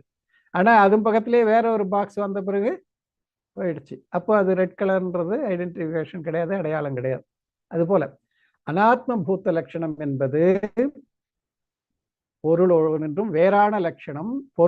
பொருள் என்று அது பிரிந்து இருக்கக்கூடியது, பிரிந்திருந்தாலும் அதை வைத்து இதை தெரிந்து கொள்ள முடியும் என்ற காரணத்தினால் அதையும் லட்சணம் சொன்னாங்க. ஆக இப்படி 2 வகையான லட்சணம், ஆத்மபூத லட்சணம், அனாத்மபூத லட்சணம். இப்போ ஒரு தடவை என்னென்ன படித்தோம்? லட்சணம், லட்சணாபாசம், லட்சணம், லட்சியம். லட்சணம் 2 வகை, ஆத்மபூத லட்சணம், அனாத்மபூத லட்சணம். இவ்வளவு நாம படிச்சுட்டோம்.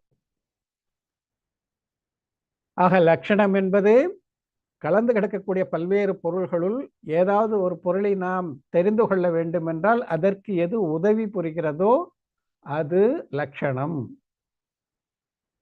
அந்த பொருள் லட்சியம். இப்ப லட்சணம் 2 வகைப்படும்னு சொல்லும்போது, அந்த பொருளை பிரித்தறிவதற்கு துணை நிற்கின்ற லட்சணம் அந்த பொருளிலேயே இருப்பதாகவும் இருக்கலாம், அல்லது பொருளும் அதுவும் தனித்தனியானதாகவும் இருக்கலாம். பொருளிலேயே எப்பொழுதும் ஒன்று இருக்கிறது, எப்பொழுதும் ஒன்று இருக்கிறது என்றால் அதற்கு பெயர் ஆத்மபூத லட்சணம். பொருளினின்றும் வேறாக இருந்தும் அந்த நேரத்தில் அந்த பொருளோடு இருக்கிறது என்றால் அதற்கு பெயர் அனாத்மபூத லட்சணம். அது எப்பொழுதும் ஒன்னாவே இருக்கும்னு சொல்ல முடியாது, பிரியறதுக்கு வாய்ப்பு இருக்கு. இதெல்லாம் பின்னாடி உதாரணம் வருது, அந்த உதாரணத்தை படிக்கும்போது இன்னும் நமக்கு இது தெளிவாயிடும். சரி, என்ன சொல்றாரு அடுத்து பாருங்க. எது பொருளின் இயல்போடு ஒன்றியுள்ளதோ அதை ஆத்மபூத லட்சணம் என்பர். பொருளின் இயல்போடுன்ற ஒரு வார்த்தை இங்கே கூட சேர்த்திருக்காங்க. பொருளோடு ஒன்றானது என்றால் பொருளினுடைய இயல்போடு, அதனுடைய தன்மையோடு ஒன்று இருப்பது, அதை ஆத்மபூத்த லட்சணம் என்பர். இதற்கு உதாரணமாக நெருப்பின் உஷ்ணத்தன்மையை கூறலாம். உஷ்ணம், சூடு. சூடுன்னா தண்ணி கூட சூடா இருக்கும், அதுக்காக தான் உஷ்ணன்ற வார்த்தையை அப்படியே நாம் பயன்படுத்தியிருக்கிறோம். நெருப்பு என்றால் அங்கே உஷ்ணம் இருக்கும். இது எப்போது அந்த உஷ்ணம் நெருப்புல இருந்து தனியா விலகி போகுமா? தண்ணீர்ல இருக்கிற உஷ்ணம் எடுத்து கீழே வச்சுட்டா, அடுப்பு விட்டு வெளியில வச்சுட்டா சில்லுன்னு ஆயிடும், அந்த சூடு போயிடும். ஆனால் நெருப்பு என்றாலே அந்த நெருப்போடு உஷ்ணம் எப்பொழுதும் இருக்கும். நேற்றம் இருந்தது, இன்னைக்கு இருக்கு, நாளைக்கு இருக்கும். முக்காலத்திலும் நெருப்பு என்றால் உஷ்ணம் அதோடு சேர்ந்தது. ஆக நெருப்பின் உஷ்ணத்தன்மை அது ஆத்மபூத லட்சணம். நெருப்புக்கு ஆத்மபூத லட்சணம். இங்க நெருப்பு என்பது லட்சியம், உஷ்ணம் என்பது லட்சணம். உஷ்ணம் என்ற லட்சணம் நெருப்புக்கு ஆத்மபூத லட்சணம், அதோடு ஒன்றானது. இது ஏதாவது இங்க எதுனா மாயாஜாலம் அது இதுன்னு ஏதாவது சொல்லி எதுனா பண்றாங்களா? ஒண்ணும் இல்லை. இல்ல, தெரிஞ்சது தானே, எல்லாருக்கும் தெரிஞ்சது தானே. நாம இப்படி அதை பார்க்கல, அவ்வளவுதான். ஆனால் இதுல ஏதாவது ஒரு ட்ரிக்ஸோ அல்லது சமத்காரமோ அல்லது வேற ஏதாவது நமக்கு தெரியாது, அந்த மாதிரி ஏதாவது கொடுத்து சொல்லி நம்ம ஏதாவது மிஸ்மரிசம் பண்ணி புத்தியை வச்சு ஏதாவது பண்றாங்களா? அந்த மாதிரி ஏதாவது இருக்காங்க? ஒன்றும் கிடையாது. ஆக நெருப்பு என்பது லட்சியம், உஷ்ணம் என்பது லட்சணம். இப்ப லட்சியம் லட்சணம்னாக உங்களுக்கு அந்த தமிழ் லட்சணத்துக்கு போக மாட்டீங்கன்னு நினைக்கிறேன். ஆக நெருப்பு என்பது லட்சிய பொருள், அறியப்படுகின்ற பொருள், நாம் அறிந்து கொள்ள வேண்டும் என்று நினைக்கின்ற பொருள். அது எப்படி இருக்கும் என்றால் உஷ்ணமாக இருக்கும், சூடாக இருக்கும். கை வச்சா தெரிஞ்சுக்கலாம், ஓ சுடுது, அப்படின்னா அது நெருப்பு. ஆக உஷ்ணம் என்பது லட்சணம். இது எந்த வகை லட்சணம்? ஆத்மபூத லட்சணம். ஏனென்றால் நெருப்பிலிருந்து உஷ்ணம் ஒருபோதும் மாறாது, பிரியாது. சரி, உஷ்ணம் நெருப்பின் இயல்போடு கூடி நீர் முதலான பொருள்களினின்றும் அதை வேறுபடுத்துகிறது. நீர் மட்டுமல்ல, அது போன்ற எத்தனை நெருப்புத்தன்மை அல்லாத எத்தனை பொருட்கள் இருக்கின்றனோ அத்தனை பொருட்களினின்றும் நெருப்பை அது தனிப்படுத்தி காட்டுகிறது. எனவே உஷ்ணம் நெருப்பின் ஆத்மபூத லட்சணமாகும். எது பொருளோடு ஒன்றாமல் உள்ளதோ, அதிலிருந்து வேறாக உள்ளதோ அதை அனாத்மபூத லட்சணம் என்பர். உதாரணம், அதுக்கும் உதாரணம் சொல்றாரு. தடி வைத்திருக்கும் தாத்தாவின் தடி. ஒரு தாத்தா கையில தடி இருக்கு. நான் இப்ப 5-6 பேர் 10 பேர் கும்பலா நிக்கிறாங்க. அதுல ஒரு தாத்தா மட்டும் தடி வச்சுங்கிறாரு, மற்றவங்க எல்லாம் தடி இல்லை, எங்க இருக்காங்க, எப்படியோ மனிதர்கள். இப்போ அந்த தாத்தாவை கூப்பிடணும் அப்படின்னா பையன்கிட்ட, ஏய் அது நிக்கிறாங்க பாரு தாத்தாவங்க, குழந்தைங்க எல்லாம் தாத்தா தான். அந்த தாத்தா நான் கூப்பிடு அப்படின்னா எந்த தாத்தாவேன்னு கேட்பான். அப்போ நாம தடி வைத்துக்கிற தாத்தாவை தான் கூப்பிட சொல்லணும்னு நினைச்சோம்னா உடனே சொல்லிடலாம், அது கையில தடி வச்சு நிக்கிறாரே அந்த தாத்தா கூப்பிடு அப்படின்னு சொல்லிடுவோம். ஆக அங்கே தடி அந்த தாத்தாவை ஐடென்டிஃபை பண்ணுது, தாத்தாவை அறிவதற்கு அடையாளமாக இருக்கிறது. ஆகையினால் தடி லட்சணம், தாத்தா லட்சியம். அந்த தடி என்பது ஆத்மபூத்தமா அனாத்மபூத்தமா என்றால் அனாத்மபூத்தம். ஏன்? அந்த தடி தாத்தா எப்பவுமே கையில வச்சிருக்க போறது இல்லை, நடக்கும்போது வச்சுப்பார். படுக்கும்போது வீட்டில் படுத்துங்கிறாருன்னா அப்போ கையில் தடி வச்சுக்கினா படுத்துக்க போறாரு கிடையாது. சாப்பிடும்போது தடியை கையில் வச்சுக்கினா சாப்பிடுவார், கையில் தடி வச்சிருந்தா சாப்பிட்றது இல்லை. ஆக அது எப்பொழுதும் அவரோடு கிடையாது. எத்தனையோ தாத்தா அவங்க தடி வச்சிருப்பாங்க, அப்போ அந்த யாருன்னு அவன் தெரிஞ்சுக்கிது. ஆகையினால தடி என்பது அவரோடு அந்த தாத்தாவோடு எப்பொழுதும் ஒன்றாக இருக்கக்கூடிய லட்சணம் அல்ல, பொருள் அல்ல என்பதால் அப்படிப்பட்ட லட்சணத்தை அனாத்ம பூத லட்சணம் என்பர். இப்போ உங்களுக்கு தெளிவா புரிஞ்சு போயிருக்கும்னு நினைக்கிறேன். ஆக எது ஆத்ம பூதம், எது அனாத்ம பூதம், எது பொருளோடு எப்பொழுதும் ஒன்றாக இருக்கிறதோ அது ஆத்மபூதம், எது பொருளிலிருந்து வேறாக இருந்தாலும் அந்த ஒரு பொருளை அறிவதற்கு உதவியாக இருக்கிறது, ஒரு குறிப்பிட்ட காலத்துக்கு, குறிப்பிட்ட நேரத்துக்கு, குறிப்பிட்ட இடத்துல அறிவதற்கு துணையாக இருக்கிறதோ அதை அனாத்ம பூத லட்சணம் என்பர். அந்த லட்சணம் அந்த பொருளை விட்டு விலகுவதற்கான வாய்ப்பு இருக்கிறது. ஆகையினால் என்றாலும் தடி தாத்தாவினின்றும் வேறானது என்றாலும் அது மற்றவர்களிடமிருந்து அவரை வேறுபடுத்துகிறது. எனவே இது என்றால் அனாத்ம பூத லட்சணம் ஆகும். இதை நாம சொல்லலை, அதுவும் ராஜவார்த்திகத்துல சொல்லப்பட்டு தான் இருக்கு. என்ன சொல்லியிருக்காரு? முதல்ல பரஸ்பர வெத்திரேகே சதி ஏன அந்நியத்துவம் லட்சதே தல் லட்சணம். லட்சணம்னா என்னன்றதுக்கு இங்க சொல்லியிருக்கார். பரஸ்பர வெத்திரேகே சதி, ஒன்றுக்கொன்று கலந்து கிடக்கக்கூடிய இடத்துல ஏன அந்நியத்துவம் லட்சத்தை, எதனால இது தனியானது என்று அறியப்படுகிறதோ அதற்கு பெயர் லட்சணம். லட்சணத்துக்கு உண்டான பரிபாஷை முதல்ல சொல்லிட்டாரு. அதுக்கப்புறம் இங்க சொல்லப்பட்ட கருத்தையும் சொல்லியிருக்காரு. என்ன? தத்ர ஆத்மபூதம் அக்னேக ஔஷ்ணியம் அனாத்மபூதம் தேவதத்தஸ்ய தண்டக. ஆத்மபூத லட்சணம் என்றால் இந்த உதாரணம் யார் சொன்னது? ராஜவார்த்திகத்துல ஆச்சாரியர் அக்கலங்கர் சொன்ன உதாரணம் தான். புரியறதுக்காக இது கிரியேட் பண்ண உதாரணம் இல்லை, நான் கிரியேட் பண்ணதோ அல்லது டாக்டர் ஹுக்கம்சந்த் பாரில் கிரியேட் பண்ண உதாரணமும் இல்லை, இது ஆகமத்தில் உள்ள உதாரணம் தான். ராஜவார்த்திகத்திலும் இந்த பிரிவுகள் இவ்வாறே விளக்கப்பட்டுள்ளன. அதாவது நெருப்பின் உஷ்ணத்தன்மை ஆத்மபூத லட்சணம், தேவதத்தன் தடி அனாத்ம பூத லட்சணம். இங்க நான் தாத்தான்னு சொல்லியிருக்கேன். தாத்தா தடி வச்சிருப்பாருன்றது நமக்கெல்லாம் தெரியும், அதனால தாத்தான்னு சொன்னோம். அந்த தாத்தா பேரு தேவதத்தன்னு வச்சுங்களேன், அதனால என்ன? ஆக தேவதத்தன் தடி அனாத்ம பூத லட்சணம், அதான் இங்க சொல்றாரு. தத்ர ஆத்மபூத்தம் கீழே சொல்லியிருக்காரு, நீங்க கீழே அடிக்குறிப்புல பார்க்கலாம். ராஜவார்த்திகத்தோட சூத்திரம் சொல்லப்பட்டிருக்கு. தத்ர ஆத்மபூதம் அக்னேகே ஔஷ்ணியம். அக்னேகே ஔஷ்ணியம், அக்னியினுடைய உஷ்ணத்தன்மை தான் ஆத்மபூதம், நெருப்பினுடைய உஷ்ணத்தன்மை ஆத்மபூதம். அனாத்மபூதம் தேவதத்தஸ்ய தண்டகா. அனாத்மபூத்தம் என்றால் தேவதத்தனுடைய தடி, தாத்தாவின் தடி என்பது அனாத்மபூத லட்சணம். ஆக இப்படி தத்துவார்த்த சூத்திரத்தினுடைய ஒரே நூலாகிய ராஜவார்த்திகத்துல லட்சணத்துக்கு, அனாத்மபூத லட்சணத்துக்கும் ஆத்மபூத லட்சணத்துக்கும் உதாரணத்தை தந்து விளக்கியிருக்கிறார். சரி, அடுத்து போகலாம். இதெல்லாம் நியாய தீபிகா நூல்களில் மேற்கோளாக சொல்லப்பட்டது, அதனால இங்கே அதை மேற்கோளாக எடுத்து காட்டுறார். நியாய தீபிகா என்ற நூலை பதிப்பித்தவர்கள் அந்த நியாய தீபிகாவில் இருக்கக்கூடிய கருத்துக்கு ஏற்புடைய மற்ற நூல்களினுடைய கருத்துக்களையும் அங்கே மேற்கோளாக காட்டியிருக்காங்க. அந்த மேற்கோளை தான் இங்கே நாங்கள் இங்கே சொல்லியிருக்காங்க. ஆத்மபூத லட்சணம் பொருளின் சொரூபம் என்பதால் அது உண்மையான லட்சணமாகும். இப்ப அதை பத்தி தான் இன்னும் கொஞ்சம் கருத்து இருக்கு. ஆத்மபூத லட்சணம் பொருளினுடைய சொரூபம், அதனுடைய இயல்பு, அந்த இயல்பிலேயே ஒன்றாக இருக்கிறது. நெருப்பும் உஷ்ணமும் ஒன்றானது, அது இயல்பு. ஆகையினால அது உண்மையான லட்சணம். அந்த லட்சணம் எப்பவும் மாறாது. முக்காலமும் நிலை பெற்றுள்ள பொருளை இந்த ஆத்மபூத லட்சணத்தால் மட்டுமே அறிந்து கொள்ள முடியும். முக்காலமும் நெருப்பு உஷ்ணமாக தான் இருக்கும் என்பதை ஆத்மபூத லட்சணத்தால் தான் அறிந்து கொள்ள முடியுமே தவிர அனாத்மபூத லட்சணத்தால் அறிந்து கொள்ள முடியாது. அனாத்மபூத லட்சணம் சேர்க்கை அடிப்படையில் அமைந்தது. ஆகையால் அது சேர்க்கையுடன் கூடிய பொருளை சேர்க்கை இல்லாத மற்றொரு பொருளை நின்றும் அச்சமயம் மட்டும் வேறுபடுத்தி காட்டுகிறது. ஏற்கனவே நான் சொல்லிட்டேன். அனாத்மபூத லட்சணம் என்பது ரெண்டு பொருள் சேர்ந்திருக்குது. சேர்ந்திருக்கும் போது சேர்க்கையுடன் அந்த கூடிய பொருளை சேர்க்கை இல்லாத மற்ற பொருள்கள், தடி தாத்தாவோடு சேர்ந்திருக்கிறது.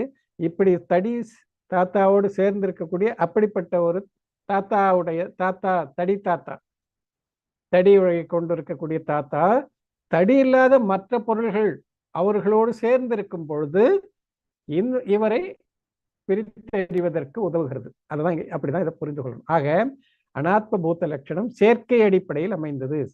ஆகையால் அது சேர்க்கையுடன் கூடிய பொருளை, சேர்க்கையுடன் கூடிய பொருளை என்றால் சேர்க்கை என்பது இங்க தடி தாத்தாவோடு சேர்ந்திருக்கிறது. ஆக சேர்க்கையுடன் கூடிய பொருளை, அந்த தடியோடு சேர்ந்திருக்கக்கூடிய தாத்தாவை சேர்க்கை இல்லாத, தடி இல்லாத, சேர்க்கை இல்லாத என்றால் தடி என்ற பொருள் சேராத மற்ற பொருள்களிலும் மற்ற மனிதர்களிலும் அச்சமயம் மட்டும் வேறுபடுத்தி காட்டுகிறது. இது தடி தாத்தாவுக்கு மட்டும் இல்லை, இதே போல எத்தனையோ பொருள்கள். இப்ப நான் பருப்பு சொன்னேன் பாருங்க, கடலப்பருப்பு, உளுத்தம்பருப்பு, துவரம்பருப்பு, அதுக்கும் இதெல்லாம் பொருந்தும். ஆக இப்படி மற்ற பொருள்களிலும் அச்சமயம் மட்டும் வேறுபடுத்தி காட்டுகிறது. இதுவே அதன் புறம் சார்ந்த தற்கால பயனாகும். அந்த நேரத்துல ஐடென்டிஃபை பண்ணும், அவ்வளவுதான். துவரை எப்படி இருக்கும், துவரம் பருப்பு எப்படி இருக்கும், மஞ்சள் இருக்கும். ஆனா அங்க செடியில துவரை காய்ச்சிட்டு இருக்கும்போது பச்சையா கூட இருக்குது. அப்படிலாம் எத்தனை மாம்பழம், மாங்காய், இப்படியெல்லாம் எத்தனையோ பேர், ரோஸ்னா ரெட்டா இருக்கும் அப்படின்னு சொல்லிட்டா இப்ப எத்தனையோ விதமான ரோஸ் மலர்கள்லாம் இருக்கு. ஆக அப்படியெல்லாம் ரோஜா பூ, இப்படி எத்தனையோ. ஆக பல பூக்கள் ஒன்றா கிடக்குது. அந்த நேரத்துல ரோஜா பூ சிவப்பா இருக்குது பாரு, அதுதான் ரோஜா பூ அப்படின்னு சொல்லி அதை எடு அப்படின்னு சொல்றோம். ஆனா அது எல்லா நேரத்துக்கும் பயன்படுவான்னா பயன்படாது. அந்த குறிப்பிட்ட இடத்துல குறிப்பிட்ட நேரத்துல அது பயன்படும். அதுதான் நான் ஏற்கனவே சொன்னதுதான். ஆக இதை புரிந்துங்க. ஆக சேர்க்கையுடன் கூடிய பொருளை, சேர்க்கையுடன் கூடிய பொருளினாக இங்க சேர்க்கை என்பது தடி, அந்த தடியோடு கூடிய பொருள் என்பது தாத்தா. அந்த தடி என்ற சேர்க்கையோடு கூடிய தாத்தாவை சேர்க்கை இல்லாத, அதாவது தடி வைத்திருக்காத மற்ற தாத்தாக்களிடமிருந்து அச்சமயம் மட்டும் வேறுபடுத்தி காட்டுகிறது. இதுவே அதன் புறம் சார்ந்த தற்கால பலனாகும். தாத்தா தடின்றதுக்காக இதை நான் சொன்னேன். அந்த மாதிரி மற்றதுக்கும் நீங்களே சிந்தித்து பாருங்க. அடுத்து, இதுவே அதன் புறம் சார்ந்த தற்கால பலனாகும். சேர்க்கையற்ற முக்காலமும் நிலை கொண்டுள்ள பொருளை, அதாவது பொருளின் சொரூபத்தை நிர்ணயம் செய்ய ஆத்மபூத லட்சணமே செயல்திறன் மிக்கது. சேர்க்கையற்ற ஆன்ம தத்துவத்தை அறிவு இதன் மூலமே தத்துவ அறிவு இதன் மூலமே ஏற்பட முடியும். ஆக ஆத்மபூத்த லட்சணம்தான் உண்மையிலேயே முக்காலமும் பொருள் எப்படி இருக்கும் என்பதை நிர்ணயித்து அறிய உதவக்கூடிய ஒரே ஒரு லட்சணம். அதுதான் இங்க சொல்றார். பொருளின் சொரூபத்தை நிர்ணயம் செய்வதற்கு பொருள் எத்தன்மையது, அதை எப்பொழுதும், கடந்த காலம், நிகழ்காலம், எதிர்காலமும் எப்பொழுதும் அந்த பொருளை நாம் அறிந்து கொள்ள வேண்டும் என்றால் அதை நிர்ணயிப்பது ஆத்மபூத்த லட்சணம்தான். அதுக்குதான் திறன் அதிகம், ஆற்றல் அதிகம், அதுக்குதான். ஆக அந்த ஆத்மபூத்த லட்சணமே செயல்திறன் மிக்கது. அனாத்மபூத்த லட்சணத்துக்கு அப்படிப்பட்ட ஆற்றல் கிடையாது, முக்காலத்துக்கும் அது பொருந்தாது. சேர்க்கையற்ற ஆன்ம தத்துவ அறிவு, சேர்க்கையற்ற ஆன்ம தத்துவ அறிவு, அதாவது எந்த பொருளோடும் சேராத ஆன்ம தத்துவத்தை அறிந்து கொள்ள வேண்டும் என்றால் அந்த அறிவு எதனால் ஏற்படும் என்றால் இந்த ஆத்மபூத லட்சணத்தின் மூலமாகத்தான் அந்த அறிவை நாம் பெற முடியும் என்பதாக இங்க சொல்றார். எந்த ஒரு பொருளுக்கும் லட்சணம் காண்கையில் மிகுந்த விழிப்புணர்வு அவசியமாகும். ஏனெனில் அந்த லட்சணம் தான் பிறகு அப்பொருளை ஆய்வதற்கு ஆதாரமாக விளங்குகிறது. லட்சணத்தை நாம் உறுதி செய்யும் பொழுது ரொம்ப கவனமா இருக்கணும். ஏதோ ஒரு லட்சணத்தை சொல்லிட்டோம்னாக்கா அது தவற போயிடும். போஸ்ட் டப்பா சொன்ன லட்சணம் மாதிரி ஆயிடக்கூடாது. ஏனெனில் அந்த லட்சணம் தான் பிறகு அப்பொருளை ஆய்வதற்கு, இதுதான் உயிர் அப்படின்னு நினைக்கிறோம், இதுதான் ஜடம் நினைக்கிறோம்னா அதுக்கு உண்டான லட்சணம் சரியா இருக்கணும். அப்போதான் அந்த பொருளை மேலும் மேலும் ஆய்ந்து அறிவதற்கு நமக்கு அது ஆதாரமாக விளங்குகிறது என்பதை நினைவில் கொண்டு லட்சணத்தை நாம் உறுதி செய்யணும். ஆக லட்சணம் குறையுடையதாயின் அதனால் ஆய்வின் உரைகல்லை தாங்க முடியாது. ஆய்வு என்று உரைகல்ல போய் குறையுடைய லட்சணத்தை உரசி பார்த்தோம்னாக்கா அது லட்சணமாகவே இருக்காது, அது உண்மையான லட்சணமாக இருக்காது. அதனால தான் இங்க சொல்ற உரைகளை தாங்க முடியாது. உரசி பார்க்கும்போது அந்த லட்சணம் தாங்க முடியாமல் லட்சணமாக இல்லாமல் உடைந்து போகும். அதாவது அந்த லட்சணம் பொருந்தாமல் போகும். உடைந்து போகணும், அங்கே பொருந்தாது. ஆக ஆய்வு எனும் உரைகளில் உரசும் பொழுது அந்த லட்சணம் முழுமையாக பொருந்தி இருக்க வேண்டும் அந்த பொருளோடு. அப்படி பொருந்தவில்லை என்றால் அது லட்சணம் பாதிப்புக்குள்ளானதாக லட்சணாபாசமாக ஆகிவிடும். இது உரைகளை தாங்க முடியாதுன்னு இதெல்லாம் கொஞ்சம் உருவகப்படுத்தி சொல்லப்பட்ட சொல்லு. அப்படின்னா என்ன, உரைகளில் இதை கொண்டு போய் வச்சா தாங்குமா, அப்படி அந்த பொருள் அல்லது. ஆக அதை உரசுறோம். இந்த லட்சணம் சரியானதா இல்லையா என்பதை நாம் உரசி பார்க்கும்பொழுது அந்த லட்சணம் 100% பொருந்தணும். அப்போதான் அது லட்சணம். அதில் குறை இருக்குதுன்னாக்கா அது லட்சணமாக இருக்காது.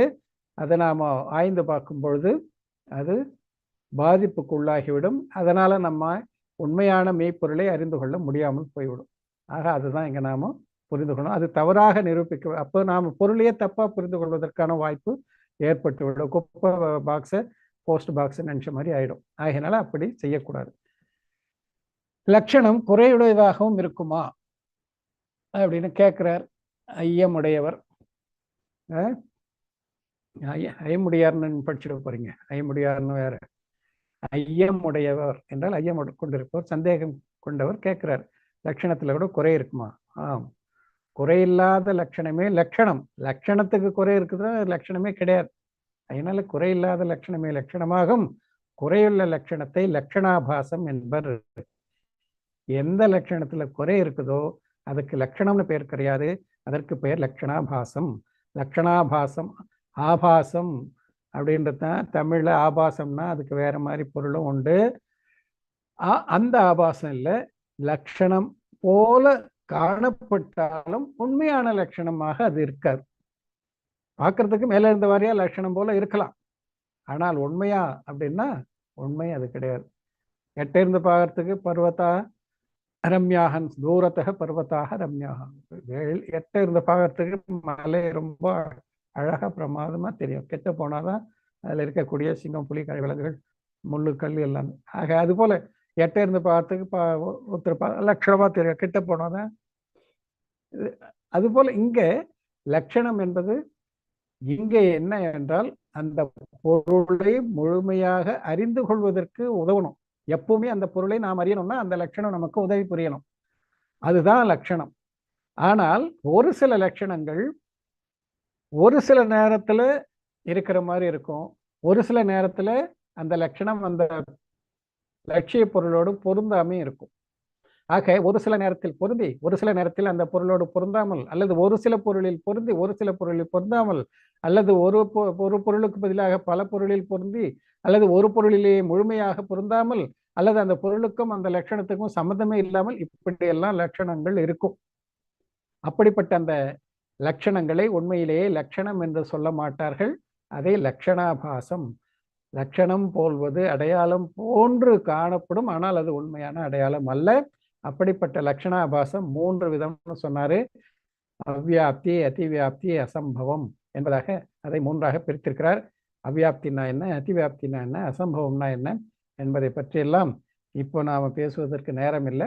ஆக இன்றைய வகுப்பில் நாம் தெரிந்து கொண்டது லட்சணம் என்றால் என்ன, லட்சியம் என்றால் என்ன, லட்சணாபாசம் என்றால் என்ன, ஆத்மபூத்த லட்சணம் என்றால் என்ன, அனாத்மபூத்த லட்சணம் என்றால் என்ன. இதை மட்டும்தான் நாம் இப்போ தெரிந்து கொண்டிருக்கிறோம். ஆக லட்சணம், ஆத்மபூத்த லட்சணம், அனாத்மபூத்த லட்சணம், லட்சியம், லட்சணாபாசம், இந்த 5 சொற்களை ஞாபகத்தில் வைத்துக்கொண்டு அதற்கு என்ன கருத்து என்பதையும் நீங்கள் நினைவு கொள்ளுங்கள். அதன் பிறகு இந்த லட்சணம், லட்சியம், ஆத்மபூத்த லட்சணம், அனாத்மபூத்த லட்சணம் இவற்றையெல்லாம் வைத்து மெய்ப்பொருளாகிய ஆன்ம பொருளை எப்படி அறிவது என்பதையெல்லாம் அடுத்த வகுப்புல நாம பார்க்கலாம் என்று கூறி, இது அனைத்துமே மெய்ப்பொருளை அறிந்து கொள்வதற்கான கருவிகள், காரணிகள். இந்த காரணிகள், கருவிகள் வாயிலாக மெய்ப்பொருளை உணர்ந்து நாம் எல்லாம் விரைவிலேயே மெய்த்தன்மையாகிய அருவ நிலையாகிய அனந்த சுகத்தை அள்ளித்தர ஆற்றல் படைத்ததாகிய அப்படிப்பட்ட சித்த நிலையை விரைவில் அடைவோமாக என்று கூறி இன்றைய வகுப்பை இதோடு நிறைவு செய்கின்றேன். சந்தேகம் இருந்தால் கேட்கலாம். பண்ணுங்க, டவுட் இருக்கிறவங்க.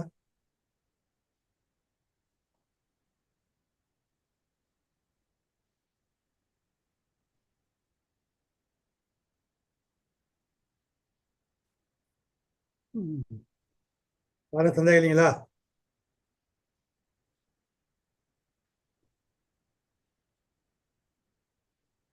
ஆண்ட்ராய்ட் எதுவும் இல்லை சார். சரிங்க சார் சார். அப்புறம் வேற அந்த இன்சை புக்கு வந்து அடுத்த வாரம் ரெடி ஆயிடும் சார். அப்படிங்களா? ஓ சரி சரி. அது நான் கொஞ்சம் அந்த ஸ்ட்ரைக் ஆகல. சில பேர் வந்து பிரிண்ட் அவுட் எடுத்திருக்கிறாங்க நம்ம பிடிஎஃப் அனுப்பிச்சது வச்சு. சரி சரி. பிடிஎஃப் எடுக்காதவங்க யாரும் எடுக்க வேண்டாம். அது புக்கு உங்களுக்கு அடுத்த வாரம் எண்டில் கிடைக்கும். அதான் மெசேஜ் போட்டிருக்கீங்க பார்த்தேன். அதான் போட்டேன். அது கொஞ்சம் லேட்டாக போட்டேன். சரி பரவாயில்ல. அதனால அதான் அந்த அஹிம்சை புத்தகம் ரெடி ஆகுது. அதை நீங்கள் வாங்கி, அது செல்ஃப் ஸ்டடீஸ் தான், அதனால வாங்கி படிச்சுடுங்க. சந்தேகம் இருந்தால் நீங்கள் எந்த புத்தகத்தில் சந்தேகம் இருந்தாலும் நீங்கள் கேட்கலாம். அதில் ஒன்றும் மாற்று கருத்து இல்லை. அதே நேரத்தில் இன்றைய வகுப்பில் வேற வராங்க பாருங்க, அவங்களுக்கு கொஞ்சம் அதுதான் சமயக் தர்ஷன்ஜி. சமயக் தர்ஷன். லக்ஷணாபாசமும் அனாத்ம பூத லட்சணமும் கொஞ்சம் சிமிலரா இருக்கும். சரியான கேள்வி. இப்படிதான், அதாவது ஆழமா கேட்டிருக்கீங்கன்றது தெரியுது. அனாத்ம பூத லட்சணமும் லட்சணாபாசமும் ஒன்று போல் காணப்படுகின்றனவே அப்படின்றாங்க. அனாத்ம பூத லட்சணமும் லட்சணாபாசமும் ஒன்றல்ல. ஆனாலும் சில நேரங்களில் அனாத்ம பூத லட்சணத்தை கூட லட்சணாபாசம்னு சொன்னால் தவறும் அல்ல. இதை பற்றிய விளக்கத்தை நாம் அடுத்த வகுப்புல பார்க்கலாம். ஏன் அனாத்ம பூத லட்சணம் வந்து லட்சணாபாசம் இல்லை அப்படின்னாக்கா, அந்த அனாத்ம பூத லட்சணம் ஒரு குறிப்பிட்ட காலத்துல அந்த பொருளை அது ஐடென்டிஃபை பண்ண உதவுது. ஆனால் லட்சணாபாசம் என்பது குறிப்பிட்ட காலத்துல கூட பிரிச்சறிய முடியாதது. அந்த லட்சணத்தை வைத்துக்கொண்டு ஒரு குறிப்பிட்ட காலத்துல குறிப்பிட்ட இடத்தில் இருக்கக்கூடிய பொருளை கூட சரிவர நம்மால் பிரித்து அறிய முடியாது. ஆனால் அனாத்ம பூத்த லட்சணத்தின் வாயிலாக ஒரு குறிப்பிட்ட சமயத்துல ஒரு குறிப்பிட்ட கால கஷேத்திர இடத்துல ஒரு குறிப்பிட்ட பொருளை பிரித்தறிய முடியும். இந்த இரண்டு வேறுபாடு, அந்த அதாவது அனாத்ம பூத்த லட்சணத்துக்கும் லட்சணாபாசத்துக்குள்ள வேறுபாடு இதுதான். இதை நாம் இன்னும் முழுமையா படிச்சிட்டோம்னாக நமக்கு இன்னும் தெளிவாயிடும். மீண்டும் ஒரு முறை திரும்ப ரிப்பீட் பண்றேன்.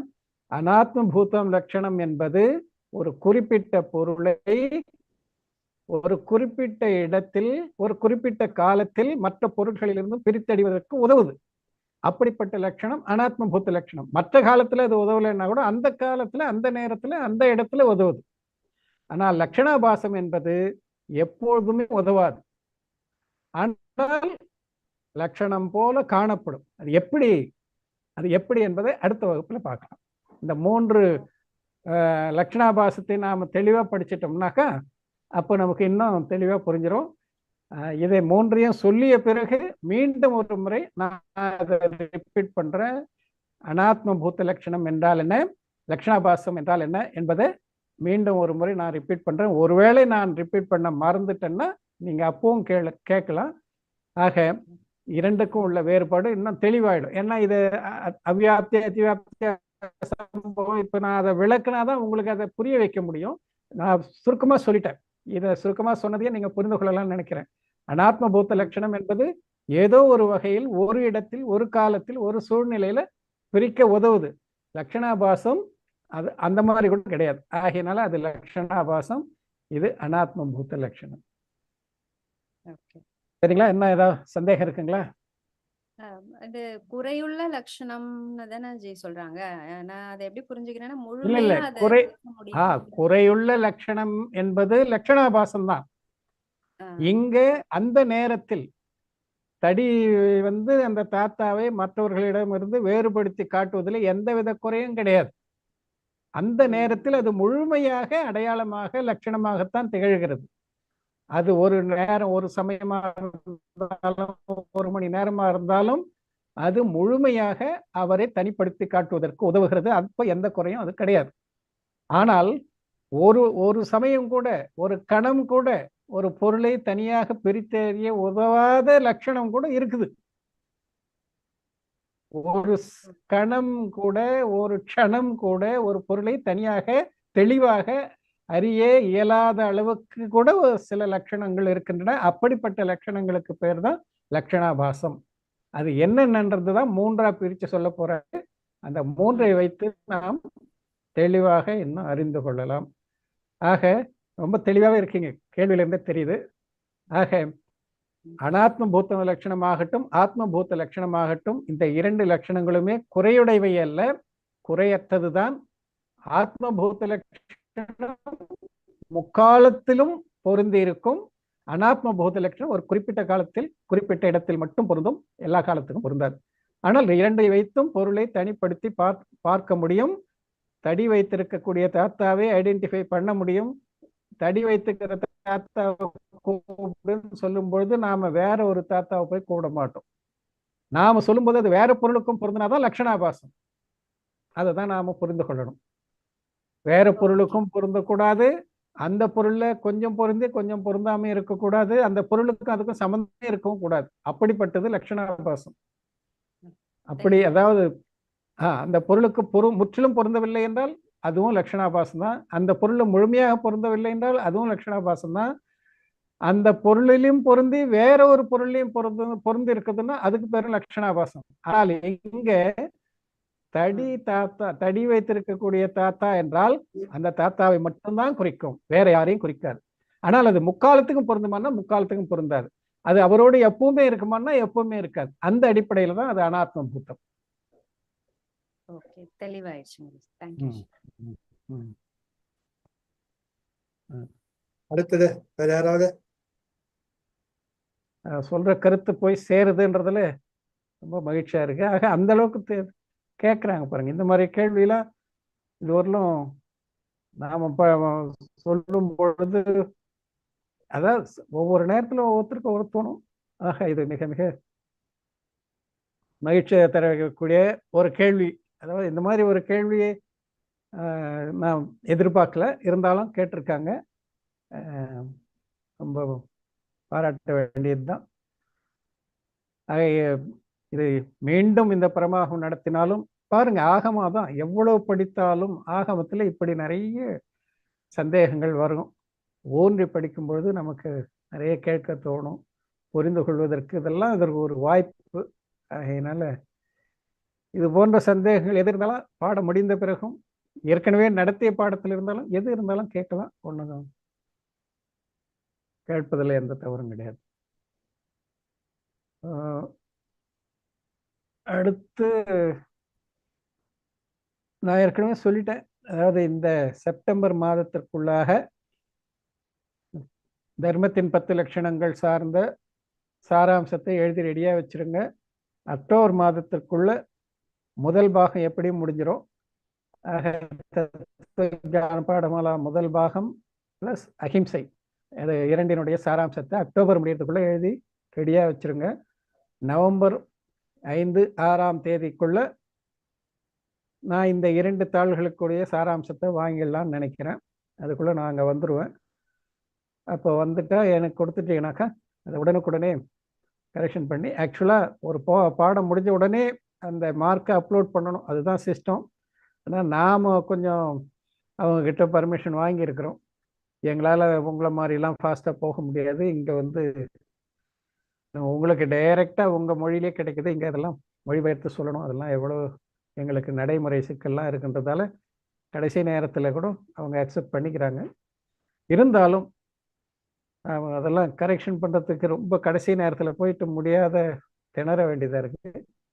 அப்பப்போ முடியும் போதே அதை முடிச்சு வச்சுலாம். இந்த 2 தாள்களுக்குரிய சாராம்சத்தை ரெடியாக நீங்கள் அக்டோபருக்குள்ளே முடிச்சு வச்சுருங்க. அதுக்கப்புறம் 3ஆம் தாளுக்கு உண்டானது நான் டேட்டா, அதுக்கு உண்டான டேட்டா அப்புறம் சொல்கிறேன். கூறிக்கொண்டு பண்ணுங்க, சாரி அட்மிட் பண்ணுங்க.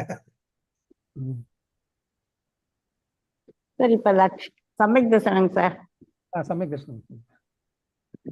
இப்ப லட்சணம்னு சொல்லும் பொழுது அதனுடைய குணத்தை சொல்லணும், இயல்பு அதை சொல்லணும் இல்லைங்களா? அப்படித்தானே சொல்லணும். லட்சணம் என்றால் என்ன அப்படின்னாக கலந்து கிடக்கக்கூடிய பல பொருள்களிலிருந்தும் நாம் எந்த பொருளை பிரித்தறியணும்னு நினைக்கிறோமோ அந்த பொருளை பிரித்தறிவதற்கு எது உதவுகிறதோ அதுக்கு பேர் லட்சணம். ஓ சரி சரி.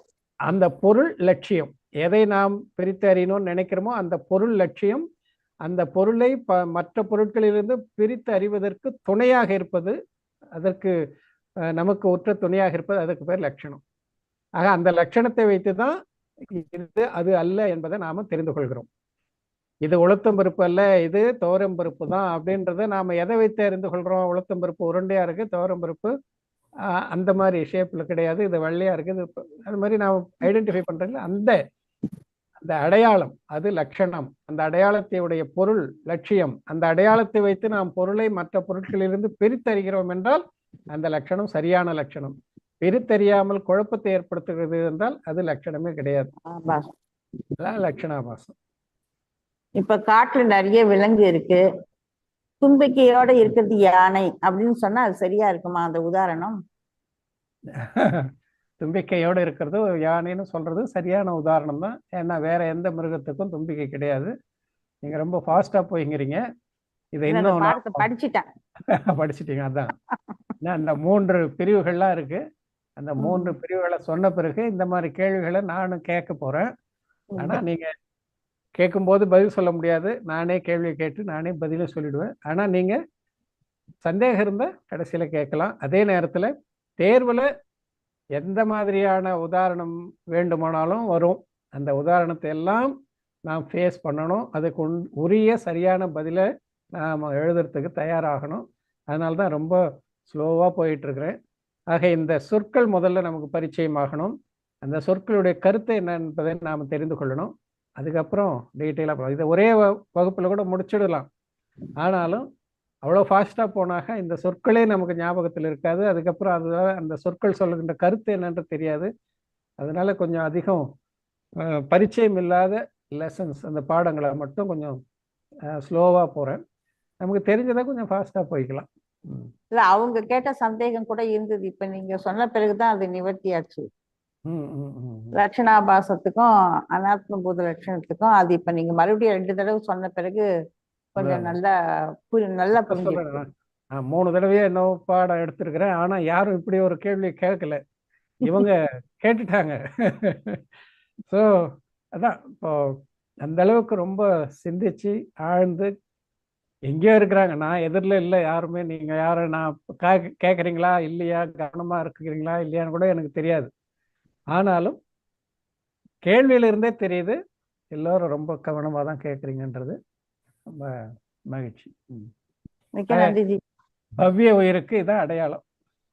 தத் பிரதி பிரீத்தி சித்தேன ஏன வார்த்தாபி ஸ்ருதா நிச்சிதம் ச பவேத் பவ்யான்னு சமயசாரத்தில் சொல்லியிருக்காரு அமிர்தச்சந்திரர்.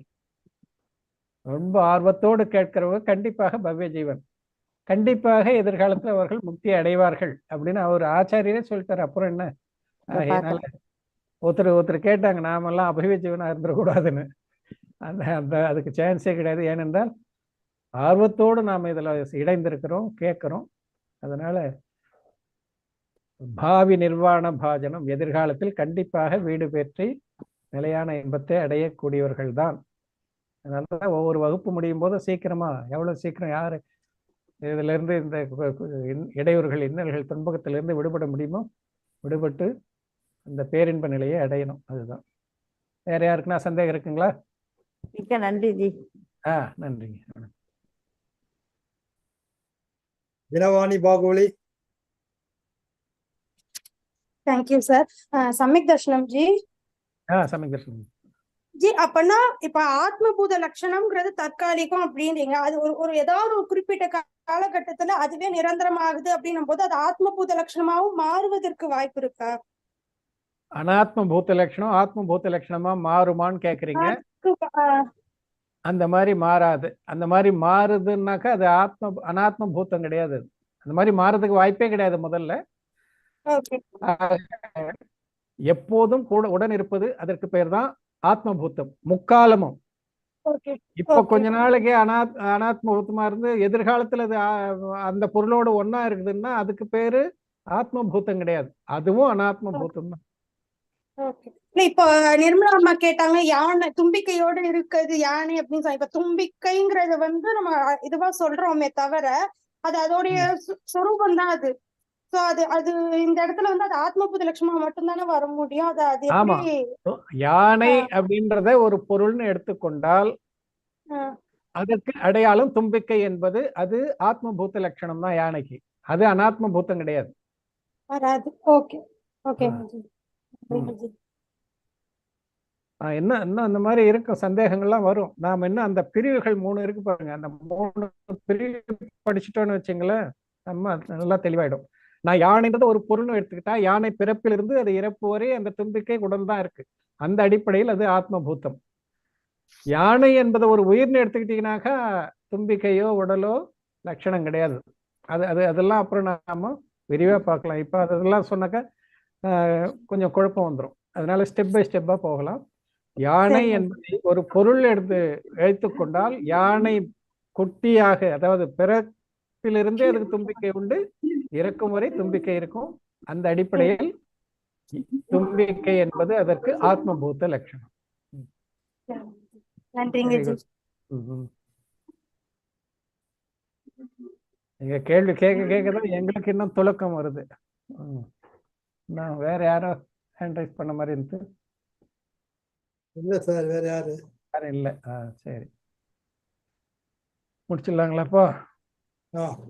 அதாவது வராங்க பாருங்க. தினபாரதி தங்கராஜ். சமயக் தர்சனம் ஜி. சமயக் தர்சனம் ஏதோ சொல்லுங்க. பாட சம்பந்தமா நான் கேட்கலங்க ஜி. ஒரு ஷமா பத்தி ஒரு கவிதை சொல்றேங்க ஜி. சொல்லுங்க. வினையின் பயனால் ஓர் கர்மா, ஏனோ ஜீவனிடத்தில் எனக்கோர் வெறுப்பம்மா. மறப்போம் மன்னிப்போம் கருணையாய் கண்ணியமாய், இத்தினத்தில் சுணக்கம் இல்லாது இணக்கமாய் ஓர் ஷமா. அன்பாய் பண்பாய் ஓர் ஷமா கேட்டதின் பயனால் எனக்கு அது ஓர் தர்மா. தர்மா வழியில் எனக்கு ஒரு புண்ணிய கர்மா. ஷமாவாணியே தேவியே கருணையான நன்றி அம்மா.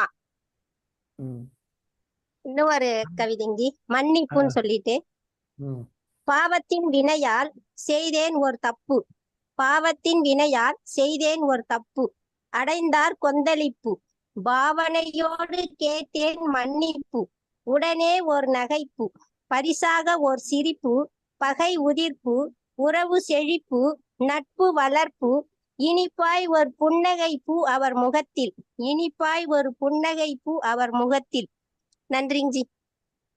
நன்றி நன்றி. நல்ல சிறப்பா கவிதையெல்லாம் எழுதுறீங்க. தமிழ் ஆர்வம் இருக்குதுன்னு தெரியுது. நான் சொன்ன ஒரு கருத்தையும் மனசுல வச்சுங்க. நான் இந்த மாதிரி சொற்கள்லாம் பரிபாஷை சொற்கள்னு சொல்றோம், ஆகமத்தில் வரக்கூடிய சொற்கள். அந்த சொற்களுக்கு இனிய தெளிய தமிழ்ல சொற்கள் கண்டுபிடிச்சிங்கன்னா சொல்லுங்க. இல்லை உங்க நட்பு சூழல்கள்ல அந்த மாதிரி யாராவது இன்னும் நல்ல ஆர்வமுடையவங்க இருந்தாலும் கேட்டு சொல்லுங்க. இந்த மாதிரி கவிதைகளை நீங்க வாட்ஸ்அப் குரூப்ல, நம்ம குரூப்ல போடுங்க, எல்லாரும் கேட்பாங்க. இதில் நாம பாடத்துக்குரியதை மட்டும் நாம் டிஸ்கஸ் பண்ணலாம். ரொம்ப மகிழ்ச்சி, ரொம்ப வரவேற்கிறோம் உங்கள் கவிதை ஆற்றலை. நன்றி.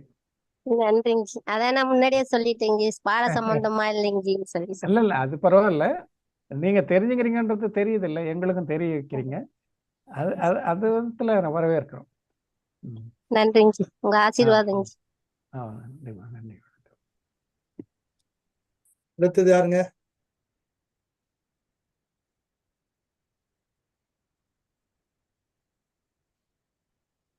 வேற யாரும் இல்லை இல்லைங்களா? இல்ல சார், முடிச்சிடலாமே. மங்கள வாழ்த்து.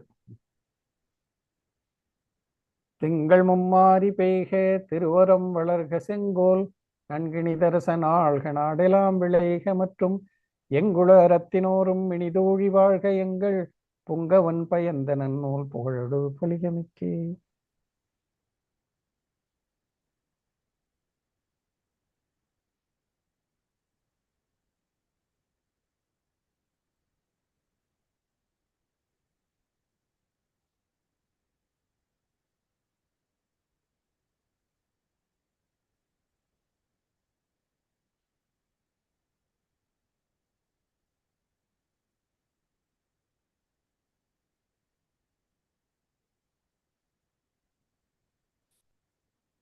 அனைவருக்கும் வணக்கம். சுமன் கிருஷ்ணன்.